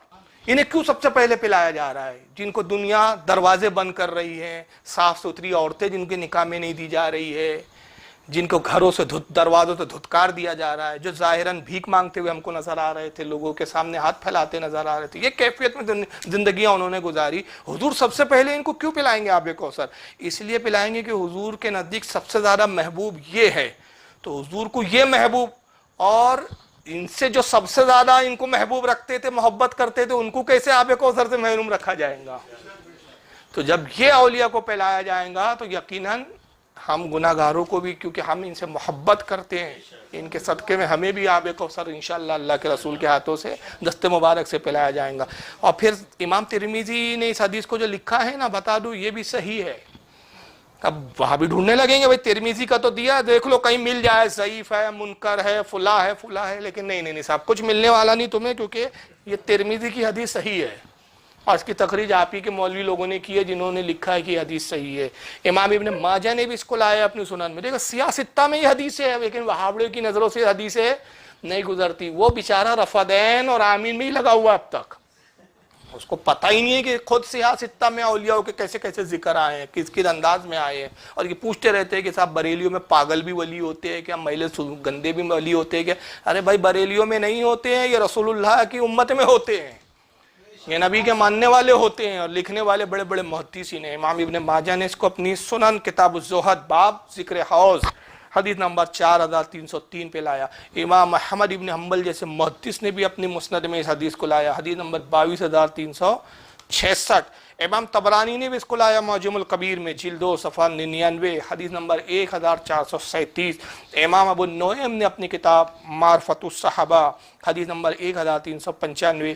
امام حاکم نے اس حدیث کو لایا اپنی المستدرک جلد 4 صفحہ 204، حدیث نمبر 7374۔ اور امام حاکم کیا فرماتے ہیں؟ ھذا حدیث صحیح الاسناد، اس حدیث کی سند بالکل صحیح ہے۔ امام بہقی نے بھی اس کو اپنی شعب الایمان کے اندر لایا جلد 7 صفحہ 332، حدیث نمبر 10485۔ اور امام بہقی رحمۃ اللہ علیہ فرماتے ہیں اسنادہ حسن، اس کی سند حسن ہے۔ تو اب یہاں دیکھیے میں نے یہ چند مثالیں دی سمجھانے کے لیے آپ کو کہ ایک طرف نبی پاک فرما رہے ہیں آدھا ایمان کیا ہے؟ پاکیزگی، اور دوسری طرف حضور خود فرما رہے، حضور ہی فرما رہے ہیں کہ میری امت میں ایسا بھی طبقہ ہے، ایسے بھی لوگ ہیں میلے رہنے والے، لباس بوسیدہ، پرانے گندے، بالوں میں گرد و غبار، لیکن مقام سب سے پہلے آب کوثر یہ پئیں گے۔ تو وہابی جی کیا دونوں حدیث کو ملا کے کہیں گے کہ یہ ولی اب نہیں چلیں گے، پاکیزگی آدھا ایمان ہے، یہ ولی نہیں چلیں گے؟ جیسے جلو صاحب کی ویڈیو میں کہا جا رہا ہے یہ نماز نہیں چلیں گی، تو یہ نماز تم کو نہیں چلیں گی، رسول اللہ کو چلیں گی، اللہ کو چلیں گی۔ کیوں؟ بابا تاج الدین نے یہ تھوڑی کہا کہ میں نماز ایسی پڑھتا جیسا میرا دل چاہتا۔ بھائی واقعی میں اگر یہ بات ہوتی کہ سرکار تاج العلوم کہتے بھائی نماز ہم ایسی پڑھتے تھی جیسا ہمارا دل چاہتا، تو آپ یقیناً کہتے کہ ایسی نماز قبول نہیں ہے۔ وہ کیا کہہ رہے ہیں؟ ارے تم جیسا کتاب میں لکھا ویسی تم پڑھتے، کیوں کہ تم مجذوب نہیں ہو، خدا کی یاد میں ڈوبے ہوئے نہیں ہو، تم پہ احکام خدا صادر نہیں ہوتے، تمہیں اعلام نہیں ہوتا، تم ان منزلوں پر نہیں ہو، تم عام لوگ ہو، تمہارے لیے رسول کی سنت اور کتاب دی گئی ہے، تمہیں کتاب میں جیسا لکھا ویسا پڑھنا ہے، مگر ہم کو کتاب والا جیسا بولتا ہمیں تو اس کو دیکھنا ہے۔ تو اب ہم کتاب دیکھیں کہ کتاب والے کو دیکھیں؟ ہمارا تو رابطہ ڈائریکٹ وہاں سے ہے، تو جو وہاں سے اشارے ہو، جو حکم ہم اس کے پابند ہیں۔ اب اس کی دلیل میں ایک واقعہ سنا دوں آپ کو بڑی معتبر کتاب سے، یہ ہے میرے ہاتھ میں روض الریاحین، عربی کتاب ہے، دارالکتاب العلمیہ بیروت سے چھپی ہے۔ کہاں سے چھپی ہے؟ دارالکتاب العلمیہ بیروت، لبنان، یہ وہاں سے چھپی ہے صاحب۔ کس کی لکھی ہوئی ہے؟ یہ بہت بڑے وقت کے جید امام عالم فاضل محدث امام عبداللہ بن اسد یافعی، یہ ان کا پورا نام ہے۔ 678 ہجری میں یمن میں پیدا ہوئے ہیں، اور ان کی وفات مکہ میں ہوئی۔ یمن میں ان کی پیدائش ہوئی، پھر یہ بعد میں مکہ آ گئے، اور مکہ میں پھر یہ وہاں پر انہوں نے دین کی بڑی خدمت کی۔ تو ان کی ولادت یمن میں 678 ہجری میں ہوئی، اور وصال وفات ہوا 768 ہجری میں۔ تو یہ اعلیٰ حضرت بریلی میں پیدا ہوئے تھے بھیا 768 میں۔ یہ کہتے بریلیوں کے عقیدے ہیں یہ سب، اب یہ اماموں کے عقیدے ہیں، ان محدثین کے عقیدے ہیں کہ جن کو تمہارے باپ دادا بھی محدث مانتے ہوئے آ رہے ہیں۔ اور ان کی شان کیا ہے بتا دوں آپ کو، ایک بڑی خاص بات بتا رہا ہوں میں، ان کی شان، ان کی عظمت۔ کہ رسول اللہ کی بارگاہ میں خود یہ کتنے مقبول تھے. حضرت امام عبداللہ بن اسد یافعی رحمۃ اللہ علیہ یہ اتنے مقبول تھے کہ جب یہ مدینہ آئے، جب یہ یمن سے آئے تو حج کرنے کے لیے پہلی بار، پھر مدینہ آئے، مدینہ میں قیام رہا، پھر مکہ، بھی مکہ میں ہی آباد ہو گئے، وہیں بس گئے یہ. تو جب مدینہ آئے تو مدینہ کے اندر داخل نہیں ہوئے امام عبداللہ یافعی، مدینہ کے باہر وہاں رک گئے جہاں پہ ایک قافلہ تھا، اور حضور صلی اللہ علیہ وسلم کی بارگاہ کی طرف رخ کر کے کہا کہ اللہ کے نبی میں اس وقت تک مدینہ میں داخل نہیں ہوں گا، اس وقت تک مدینہ میں نہیں آؤں گا کہ جب تک خود آپ خواب میں تشریف لا کر مجھے مدینہ میں آنے کی اجازت نہ دے دیں، میں نہیں آؤں گا. کہا یا رسول اللہ میں اس وقت تک مدینہ میں نہیں آؤں گا جب تک آپ بنفس نفیس خود مجھے اجازت مرمت نہ فرمائے. 14 دن تک اڑ کے بیٹھے رہے، کوئی جواب نہیں آیا. قافلے والے سمجھاتے رہے کہ آئے عبداللہ بن اسد یافعی یہ آپ کی ضد بیجا ہے، آپ چلیے مدینہ میں حضور کے روضے. کہا نہیں، اگر حضور نہ دکھے تو میں واپس لوٹ جاؤں گا لیکن مدینہ میں نہیں داخل ہوں گا. علماء فرماتے ہیں کہ 14 دن کے بعد حضور صلی اللہ علیہ وسلم بنفس نفیس ان کے خواب میں تشریف لائے. خواب میں زیارت ہوئی، اور صرف زیارت ہی نہیں ہوئی، آقا نے کہا کہ عبداللہ تم بڑے ضدی نکلے، لو اب میں خود تشریف لایا ہوں، اور تمہارے یہ انداز مجھے اتنا پسند آیا کہ میں وعدہ کرتا ہوں کہ جنت میں میں قیامت میں تمہاری شفاعت بھی کروں گا اور جنت میں تمہارا رفیق رہوں گا، یعنی میرے پڑوس میں تم میرے ساتھ رہوں گے. یہ مقام رسول اللہ نے عطا کیا. پھر مدینہ میں داخل ہوئے اور حضوری کے حکم و اجازت سے پھر مکہ میں آئے اور وہاں دین کی خدمت کی. ان کے حالات زندگی کیسے لوگوں نے لکھی، اب ذرا حال سن لو. یہ واقعہ لکھنے والے ان کے حالات پر کون ہے؟ امام عسقلانی. اب امام عسقلانی کی محدثانہ صلاحیتوں پر کس کو شک ہے بھائی؟ فتح الباری جیسی کتاب ان کی، اس کے بعد کتنی کتابیں، تقریب التہذیب، تہذیب التہذیب، دنیا بھر کی انہوں نے جرح و تعدیل پہ کتابیں لکھی. جو ان کا مقام ہے محدث کے درجے میں اور جرح و تعدیل کے جو عظیم امام مانے جاتے ہیں، انہوں نے اپنی کتاب الدرار الکامنہ، اس کے اندر جلد نمبر 2 صفحہ 247 سے لے کر صفحہ 249 تک ان کے حالات لکھے ہیں. امام حماد بن حنبلی، یہ بھی بہت بڑے امام، یہ سب امام ہیں جنہوں نے ان کے حالات پہ یہ سب کلام کیا ہے. امام ابن حماد حنبلی رحمۃ اللہ تعالی نے اپنی کتاب شجار الذہب جلد نمبر 8 صفحہ نمبر 362 سے لے کر 364 تک ان کے حالات یہ سب بیان کیے. امام ابن رافع نے اپنی کتاب الوفیات جلد 2 صفحہ 313 سے لے کر 314 تک ان کے حالات نقل کیے. خود غیر مقلدین کے بڑے مسلم علامہ ابن قیم جوزیہ، ابن قیم جوزیہ نے بھی ان کا تذکرہ کیا ہے صاحب. ان کی کتاب ہے مفتاح دار السعادہ جلد نمبر 1 صفحہ 217. علامہ اسنوی رحمۃ اللہ علیہ بہت بڑے عالم محدث گزرے، انہوں نے طبقات الشافیہ کے اندر جلد نمبر 2 صفحہ 579 سے لے کر صفحہ 583 تک ان کا ذکر کیا. اور حضرت امام عبدالرحمن جامی رحمۃ اللہ علیہ جو ایک صوفی بزرگ اور امام گزرے ہیں، اپنی مشہور زمانہ کتاب جس کا نام ہے نفحات الانس صفحہ نمبر 609 سے لے کر 610 تک لکھا. بہرحال میں نے یہ اب جن کی میں کتاب کا تذکرہ کر رہا ہوں تو پہلے ان کی ثقافت پر میں نے گفتگو کی ہے کہ لکھنے والے کیسے عالم ہیں، کہ ان کے حالات، ان کی ثقافت پر اتنے بڑے عالموں نے، محدثین نے کلام کیا ہے اور ان پہ گفتگو کی ہے اور ان کی تعریف و توصیف بیان کی ہے. انہوں نے ایک واقعہ نقل کیا ہے. اب واقعہ کیا نقل کیا ہے ذرا وہ بھی سن لیجئے آپ کیا نقل کیا ہے. یہ اپنی کتاب روض الراحین صفحہ نمبر 119 اس کے اوپر نقل کرتے ہیں کہ اولیاء اکرام میں ایک بہت بڑے وقت کے ولی کی ملاقات خضر علیہ السلام سے ہو گئی. تو جناب خضر علیہ السلام سے انہوں نے پوچھا، وہ بزرگ نے حضرت خضر سے انہوں نے سوال کیا کہ اے خضر یہ بتائیے آپ تو اللہ کے بڑے بڑے ولیوں سے ملاقات کرتے ہیں اور زمانے دراز سے کئی انبیاء کے دور میں رہے، آپ ہر نبی کے دور کے اولیاء سے ملاقات کرتے رہے، حضور کے امت کے بھی اولیاء کو آپ نے دیکھا ہے. میں تفصیل سے بتا رہا ہوں، انہوں نے واقعہ مختصر لکھا ہے لیکن مفہوماً میں یہ پوری بات بیان کر رہا ہوں. تو اے خضر بتائیں کہ کیا آپ نے اپنے سے بھی کوئی مرتبے میں بڑا ولی دیکھا ہے؟ کس سے بڑا مرتبے میں؟ خضر سے. سوال کرے کیا آپ تو ولیوں کے سردار ہیں بھائی، سب ہر زمانے میں آپ نے بڑے بڑے ولیوں کی زیارت کی، تو مرتبے میں کیا آپ نے اپنے سے بھی بڑا کوئی اللہ کا ولی دیکھا ہے؟ تو حضرت خضر نے فرمایا کہ ہاں میں نے اللہ کی رسول کی امت میں ایسے ولیوں کو دیکھا ہے. میری ایک ایسے ولی سے ملاقات ہوئی، ہوا یہ کہ میں رسول اللہ کی مسجد نبوی میں حاضر اور ہوا، جب میں مسجد نبی میں داخل ہوا تو دیکھا کہ وقت کا ایک بہت بڑا محدث، وقت کا ایک امام جن کا نام امام عبدالرزاق ہے۔ اب امام عبدالرزاق کون ہے ذرا یہ سمجھ لیں، ان کا نام پورا نام ہے ابو بکر بن حمام بن نافع۔ یہ امام احمد ابن حنبل کے استاد ہے۔ کن کے استاد ہے؟ امام عبدالرزاق، جو واقعے میں جن کا بھی ذکر آ رہا ہے، یہ امام احمد ابن حنبل کے استاد ہے، اور امام بخاری کے یہ اور امام مسلم کے دادا استاد ہو گئے، اور یمن میں یہ رہتے تھے۔ ان کی ولادت 136 ہجری میں ہوئی۔ دیکھیے رسول اللہ سے کتنا قریب کا دور ہے ان کا، 136 ہجری میں یہ پیدا ہوئے یمن میں، اور ان کا وصال 211 ہجری کے اندر ہوا۔ امام بخاری رحمۃ اللہ علیہ نے اپنی صحیح بخاری میں حضرت امام عبدالرزاق سے کل 90 حدیثیں نقل کی ہے، یعنی ان کی ثقات اس سے ثابت ہوتی ہے کہ صحیح بخاری میں ان سے ایک دو حدیث نہیں آئی ہے امام عبدالرزاق کی سند سے۔ کتنی حدیثیں ہیں؟ 90 سمجھ لیجئے اس کو موٹا موٹا۔ اور امام مسلم نے اپنی صحیح کے اندر 290 ان سے حدیثیں لی ہے۔ امام مسلم نے بھی اپنی صحیح کے اندر ان سے حدیثیں نقل کی ہے، اور خود ان کی ثقات پر امام احمد بن حنبل کیا کہتے ہیں؟ یہ کتاب ہے تہذیب التہذیب۔ یہ بھی شکل دیکھ لیں ذرا اس کی، کہ اس کو یہ ہے تہذیب التہذیب امام عسقلانی کی، جن کا میں بھی ذکر کر رہا ہوں، بڑی مشہور زمانہ کتاب ہے۔ امام عسقلانی کی تہذیب التہذیب ہے، اس کی جلد نمبر 4 صفحہ نمبر 166۔ تو امام عسقلانی رحمۃ اللہ علیہ نقل کرتے ہیں کہ وقال احمد ابن صالح المصری قلت لاحمد ابن حنبل رأيت احدا احسن حدیثا من عبدالرزاق۔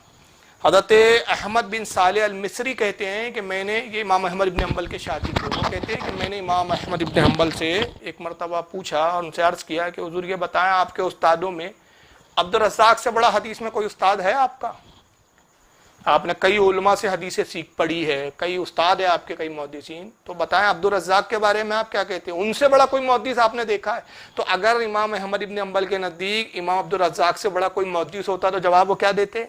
نہیں بھائی، ان سے بھی بڑے بڑے محدث تھے جن سے میں نے علم پڑھا۔ وہ نہیں فرمایا، بلکہ کیا فرمایا؟ قال اللہ، فرمایا نہیں، میں نے جتنے استادوں سے پڑھا اس میں عبدالرزاق سے بڑا محدث میں نے نہیں دیکھا۔ اور یہی وہ عبدالرزاق ہے جنہوں نے رسول اللہ کے نور ہونے پر حدیث لائی ہے۔ انشاءاللہ اس پر کبھی ایک مستقل تحقیقی بیان کریں گے ہم انشاءاللہ۔ یہی وہ عبدالرزاق ہے جنہوں نے اپنی سند سے رسول اللہ کے نور ہونے پر، اور سب سے پہلے حضور کی تخلیق ہوئی، اس پر حدیثیں جمع کی ہے۔ تو بہرحال امام عبدالرزاق جو حضرت خضر کہتے ہیں کہ میں مسجد نبوی میں آیا تو دیکھا کہ امام عبدالرزاق جو ہے وقت کا محدث درس حدیث دے رہا ہے، لوگ بیٹھے ہوئے ہیں حدیث کا درس سن رہے ہیں، اور بعض جو ان کے طلباء، ان کے شاگرد جو ہیں وہ حدیثوں کو نقل بھی کرتے ہیں، ان کی مرویات کو نوٹ کرتے جا رہے ہیں۔ فرماتے ہیں کہ دیکھا ایک نوجوان ہے، ضعیف العمر نہیں، نوجوان، وہ مسجد کے کونے پہ بیٹھا ہوا ہے، وہ درس حدیث میں شامل نہیں ہے، اور اپنے سر کو زانوں میں ڈالے ہوئے ہیں۔ تو حضرت خضر نے دیکھا بڑا عجیب نوجوان ہے، یہاں سب حدیث کا درس سن رہے ہیں اور یہ کونے میں بیٹھا ہوا ہے۔ تو حضرت خضر فرماتے ہیں میں اس کے پاس گیا اور میں نے سلام کیا، تو اس نے سر نہیں اٹھایا اور ویسے جواب دے دیا وعلیکم السلام۔ تو میں نے کہا اے نوجوان، تمہیں شرم و حیا نہیں ہے؟ وقت کا محدث درس دے رہا ہے، یہاں پر درس حدیث ہو رہا ہے، رسول اللہ کی حدیثیں بیان کی جا رہی ہے، عبدالرزاق جیسا وقت کا محدث حدیث بیان کر رہا ہے، بہتر ہوتا ہے کہ تم درس حدیث میں شریک ہوتے اور عبدالرزاق سے جو ہے ان کی حدیثیں سنتے۔ تو دیکھیں رزاق کس کا نام ہے؟ اللہ کا۔ عبدالرزاق ان کا نام تھا، یعنی رزاق کا بندہ، یہ اس کا ترجمہ ہوا۔ اب یہ جملے سمجھیں گے تو اب لفظ اس کے سمجھ میں آئیں گے نوجوان کے۔ اس نوجوان نے ابھی بھی سر نہیں اٹھایا، سر اس نے زمین کے اپنے زانوں میں ہی رکھا رہا، اور جب حضرت خضر نے کہا کہ عبدالرزاق درس حدیث دے رہے تم ان کا درس نہیں سنتے، تو نوجوان نے کیا جواب دیا؟ کہا جائیے اپنا کام کیجئے، وہاں وہ لوگ بیٹھے ہیں جو عبدالرزاق سے حدیثیں سن رہے ہیں۔ وہاں کون لوگ بیٹھے ہیں؟ جو عبدالرزاق سے حدیثیں سن رہے ہیں، اور یہاں وہ بیٹھا ہے جو رزاق سے حدیثیں سنتا ہے۔ یہی وہ جملے ہے تاج الاولیاء کے، جیسا کتاب بولتی تم ویسا عمل کرتے، ہم کو جیسا کتاب والا بولتا ہم ویسا عمل کرتے۔ لگاؤ امام عبداللہ یافعی پہ فتویٰ، لکھنے والے دے، میں نے ان کی ثقات بھی بتا دی گئے، ابن قیم جوزیہ جیسے شخص کو تعریف کرنی پڑی، امام عسقلانی جیسے کو کہنا پڑا یہ وقت کے محدث ثقہ ہے، یہ نقل کر رہے ہیں کتاب روض الرياحین میں۔ अब ये किताब कोई बरेलियों ने तो नहीं छापी साहब, दारुल किताबुल इल्मिया कोई बरेलियों का मकतब नहीं है, लेबनान और बैरूत का मकतबा है, वहाँ से छपी है। तो पढ़ भी लिया करो यार, वहाबड़ो तुम पढ़ते पढ़ते कुछ हो नहीं, बस छोटी सी किलिम मिल गई। इसीलिए बोलते हैं कि भिखारी को मिल गई हल्दी की गांठ, बैठ गया पिंसियारी की दुकान लेकर। तुम्हारी औकात नहीं है सामने बैठ के बात करने की, छोटी छोटी क्लिपों में बात करते हो और टाइम बर्बाद करते हो हमारा यार। तो क्या जुमले थे उसके भाई? वहां वो लोग बैठे हैं जो अब्दुल रज़्ज़ाक से हदीसें सुनते हैं, यहाँ वो बैठा है जो रज़्ज़ाक से हदीसें सुनता है। हज़रत खिज़र ने कहा, जैसे ही मैंने उसका दावा सुना हैरान हो गया। कहा अच्छा ए नौजवान फिर बताओ मैं कौन हूँ? ये हज़रत खिज़र ने इसलिए पूछा कि खुद फरमाते हैं कि मुझे कोई पहचान नहीं सकता जब तक मैं ना चाहूँ कि वो मुझे पहचाने। एक पोशीदा अल्लाह के वली है, यानी अगर कहीं आ जाए तो हम भी नहीं जान सके, हमारी मजलिस में आके अगर बैठ जाए तो हमें नहीं पता कि खिज़र है। तो कहा अच्छा तुम इतना बड़ा दावा करते हो, रज़्ज़ाक से डायरेक्ट तुम हदीसें सुनते हो, चलो बताओ मैं कौन हूँ। नौजवान ने बस नज़र उठाया, सर उठाया, एक नज़र डाली, कहा कि अगर फरासत अल मोमिनीन हक है, मोमिन की फरासत हक है, तो आप खिज़र है। एक निगाह में पहचान लिया। हज़रत की समझ गई कि वाकई अल्लाह का वली। हज़रत खिज़र फरमाते जब मैंने उसके मकाम की तरफ, विलायत के मकाम में झाँका और देखा कि विलायत के किस दर्जे पर है, तो उसकी विलायत की इब्तिदा मुझे नजर आई, उसकी इंतहा मुझे नजर नहीं आई। तो मैं कहना पड़ा मुझे, हज़रत खिज़र करते हैं कि रसूलुल्लाह की उम्मत में ऐसे भी औलिया है जिनके मकाम और दर्जे को मैं भी नहीं समझ सका, तो हुजूर की उम्मत में ऐसे औलिया है कि जिनके मकाम और दर्जे को खिज़र ना समझ सका, तो ये खबीज़ वहाबड़ा क्या समझेगा? तो ताजुल औलिया का तो मकाम वही था कि आपने फरमाया कि कोई हमको समझ नहीं सका जी। हम तो वो है कि जो कोई हमें समझ नहीं सका, तो ताजुल औलिया का मकाम ही वही है। तो बहरहाल ये मकाम कहाँ से हासिल होते हैं भाई? किताबों से होते हैं, जैसा किताब वाला बोलता। तो किताबों का इल्म हम जैसों के लिए, ज़ाहिरी लोगों के लिए, और अल्लाह के नबी ने शरीयत लाई, जो हुजूर ने अहकाम फरमाए, वो ज़ाहिर के लिए है। हुजूर का बातिनी मकाम अलग था, और ख़ुद हुजूर की उम्मत के औलिया के बातिनी दर्जात कुछ अलग थे।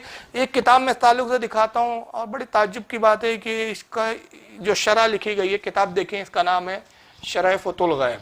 फतुल गैब सरकार गौसे पाक शेख अब्दुल कादिर जिलानी की रज़ियल्लाहु ताला अन्हु की किताब है। वहाँ बड़े आजकल तो बड़े शोर मचा रहे हैं ना कि शेख अब्दुल कादिर जिलानी साहब कौन थे? बोले तो कायल हदीस थे। भाई चलो, अगर तुम अहले हदीस मानते हो तो फिर इनकी बात भी तो मानो। फतुल गैब, अब ये किताब जो है गौसे आजम की है। इसकी सबसे बड़ी दलील इब्ने कसीर ने अल बिदाया में कबूल किया कि गौसे पाक की है। इब्ने तैमिया ने कबूल करना तो बहुत दूर की बात है, मैं कहूँ कि मजमुउल फतावा में उसने लिखा अलग बात है। अरे इसकी शरह इब्ने तैमिया ने की है। अब इससे बड़ी बात क्या बताऊँ मैं आपको कि ये जो शरह फतुल गैब है, फतुल गैब की जो शरह है, इसकी शरह करने वाला कौन है? इब्ने तैमिया। तो इब्ने तैमिया का इस किताब की शरह करना इस बात की दलील है कि ये किताब इब्ने तैमिया के नज़दीक जब मोतबर है, तो इन वाबड़ों की मजाल है कि इब्ने तैमिया से आगे बढ़ के बात करें। या तो फिर कह रहे हो इब्ने तैमिया जाहिल था, हम इब्ने तैमिया से ज़्यादा पढ़े लिखे हैं। आइए गौसे आज़म क्या फरमाते हैं, इसका सफ़ा नंबर 188। गौसे आज़म के खुतबात है। सरकार गौसे आज़म जो खुतबात देते थे उसको खुद कलम बंद फरमा देते थे, तो ऐसे खुतबात है गौसे पाक के। तो ये अल मकालतुल खामिसतु वस्सबऊन, यानी 75वां ये खुतबा है गौसे पाक का।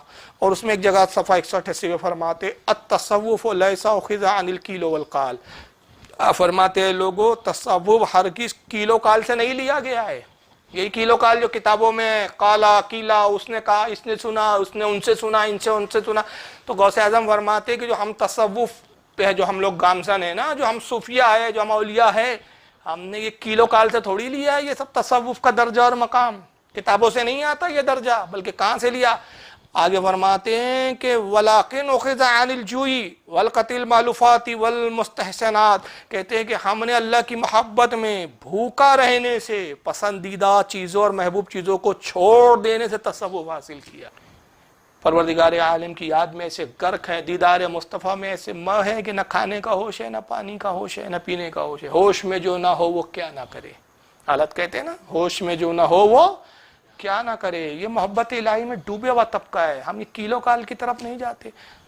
चलो भाई, अगर आपको हजम नहीं हो रही तो लगाओ ना, शेख अब्दुल कादिर जिलानी अहले हदीस है बोलते हो ना तुम, तो इन पे फतवा लगाओ, अपने अब्बा इब्ने तैमिया पे फतवा लगाओ।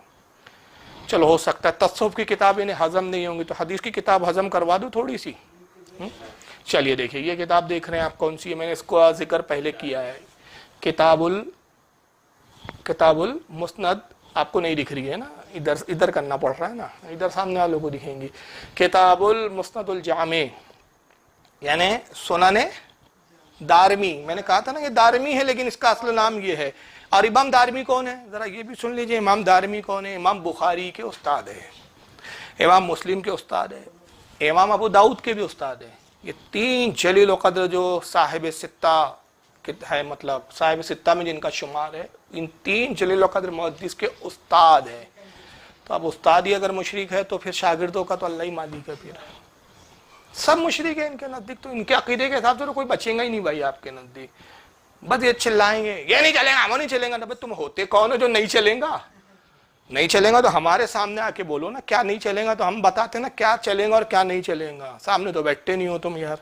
تو امام دارمی رحمۃ اللہ علیہ نے المقدمے کے اندر جو اس کا مقدمہ لکھا ہے اس کے اندر باب قائم کیا, التوبیخی لمن یطلب العلم لغیر اللہ, حدیث نمبر 376. حدیث نمبر دارمی کی کون سی ہے؟ 376. اس حدیث پر گفتگو ہم بعد میں کریں گے.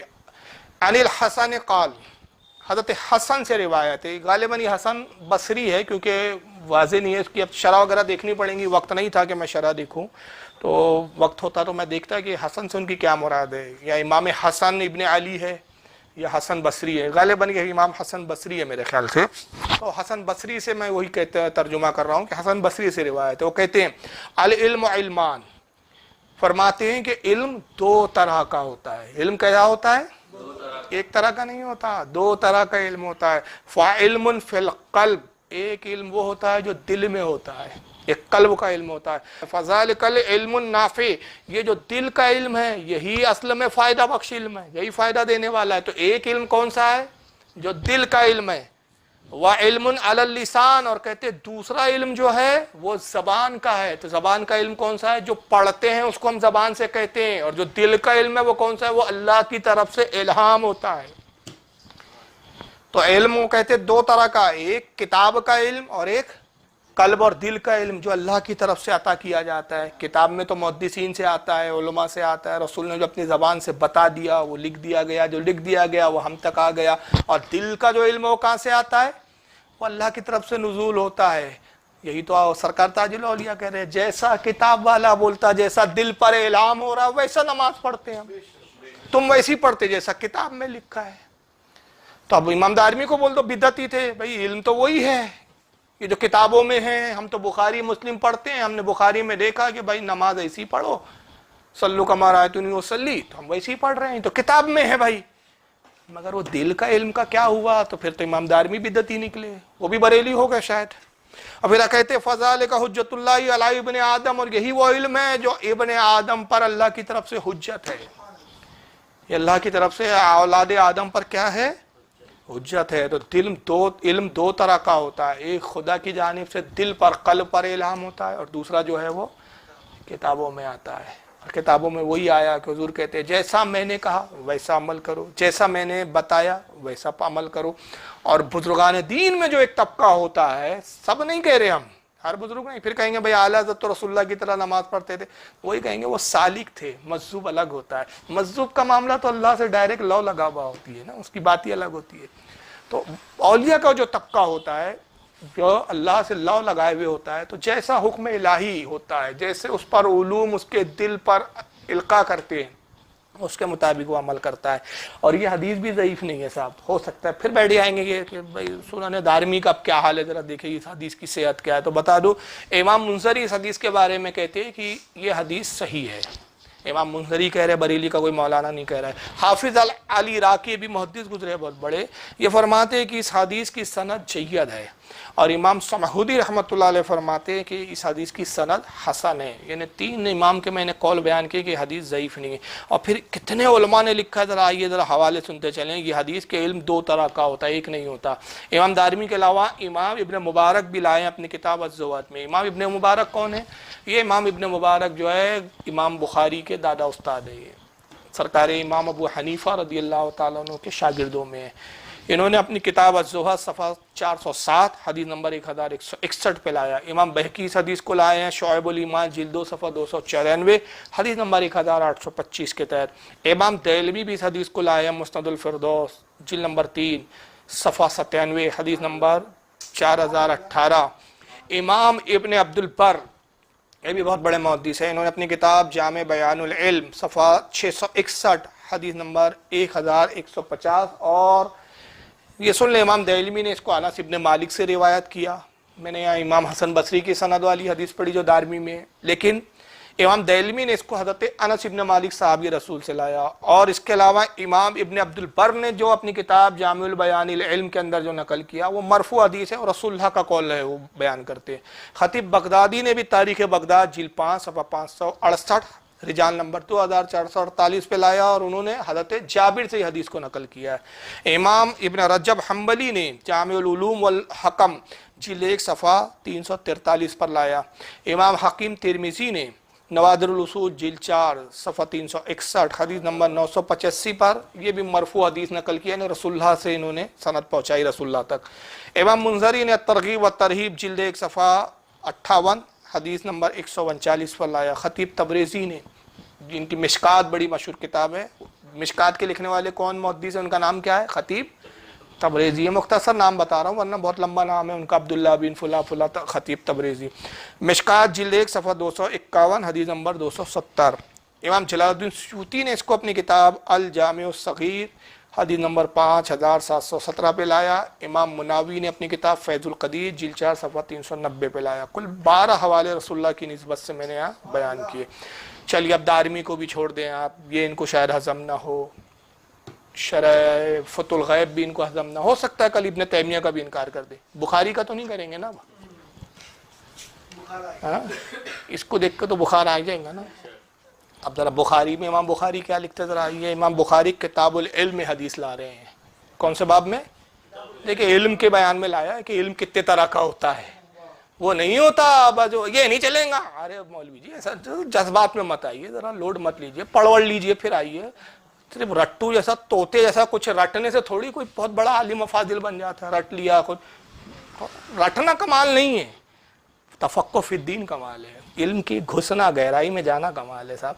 बुखारी किताबुल इल्म में लाए बाब हिफ्जुल इल्म हदीस नंबर 120, यानी बिल्कुल इब्तिदा की हदीस है, हदीस नंबर 120। जरा ये हदीस क्या है?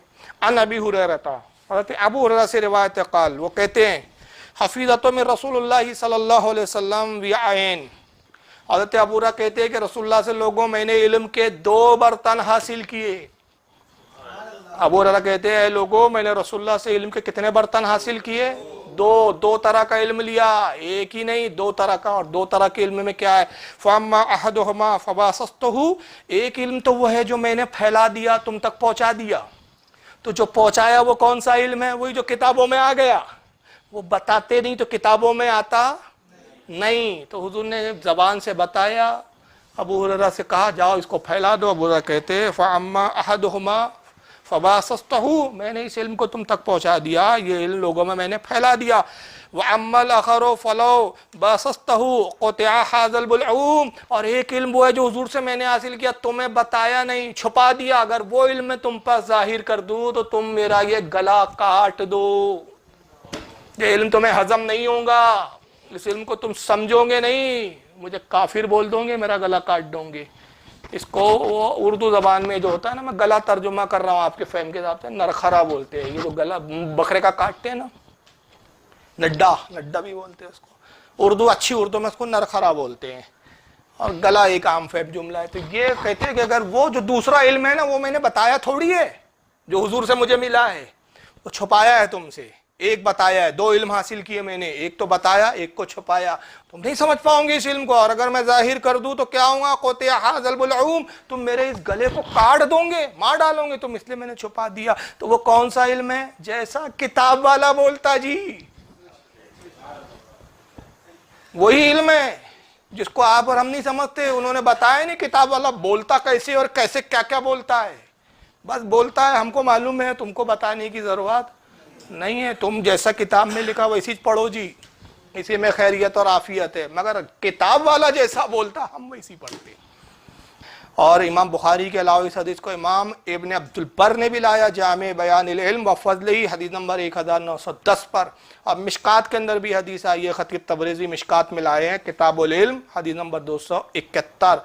ये सही बुखारी देख लें। किताबुल अंबिया, किताबुल अंबिया, बाब हदीसुल खजरी मा मूसा अलैहिस्सलाम, यानी हज़रत मूसा अलैहिस्सलाम और खिज़र अलैहिस्सलाम की गुफ्तगू का जिक्र। हदीस नंबर 3401, बड़ी तवील हदीस है। और ये हदीस क्या है कि एक मरतबा हज़रत मूसा अलैहिस्सलाम से किसी ने सवाल किया कि ऐ मूसा ये बताइए इस वक्त रुए ज़मीन पर सबसे बड़ा आलिम कौन है? तो हज़रत मूसा ने फरमा दिया कि सबसे बड़ा आलिम मैं हूँ। और जाहिर बात है इसमें झूठ ज़ाहिरन नहीं था, इसलिए कि नबी से बड़ा कोई आलिम नहीं होता, मगर रब तबारक व तआला को उनकी ये अदा ये गुफ्तगू पसंद नहीं आई और अब ने उनकी तरफ वही नाजिल की। और वही नाजिल करके मैं खुलासा बता रहा हूँ हदीस का, और वही ये भेजी गई कि ऐ मूसा बेहतर था कि तुम ये कहते कि सबसे बड़ा आलिम अल्लाह है। तुमने इल्म की इजाफत अपनी तरफ क्यों की? तुमने कैसे कह दिया कि मैं सबसे बड़ा आलिम हूँ? सबसे बड़ा आलिम कौन है? अल्लाह है।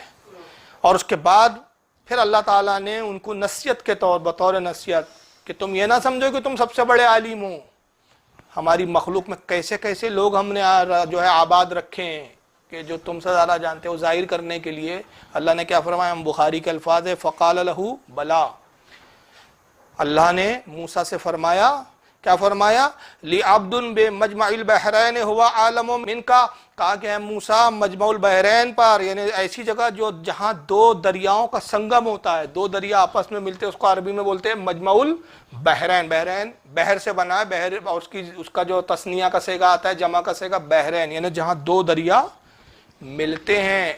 जहाँ दो दरिया मिल जाते हैं ना, वहाँ हमारा एक बंदा है, वो बंदा जो है तुमसे ज़्यादा इल्म रखता है, जाओ उससे मुलाकात करो ताकि तुम्हें पता चले कि तुमसे भी बड़े लोग आलिम यहाँ मौजूद दुनिया में है जिनको तुम नहीं जानते ज़ाहिरी तौर पर। तो वो कौन शख्स है जिनसे मिलाने के लिए भेजा गया? हज़रत खिज़र अलैहिस्सलाम। वो नबी नहीं थे, इस पर इख्तलाफ है, बास कहते हैं नबी है और बास कहते हैं वली है। लेकिन कम अज़ कम ये तो है कि मूसा के ज़माने में थे तो मूसा की तरह रसूल तो नहीं थे, मूसा के बराबर तो नहीं थे, क्योंकि मूसा साहिब शरीयत है। तो मूसा के मुकाबले में अगर वो नबी भी थे तो कमतर थे दर्जे में, मगर अल्लाह ने उनको कैसा इल्म दिया था? वो कौन सा इल्म था? आइए वही हदीस में आता है कि अल्लाह ने फरमाया कि मूसा जाओ खिज़र से मुलाकात करो। तो फिर इसके वाक़यात कुरान में भी बड़ी तफसील से आए हैं। कुरान का अगर आप मुताला करेंगे तो सूरह कहफ जाकर खोलें आप, सूरह कहफ में भी इसका जिक्र है।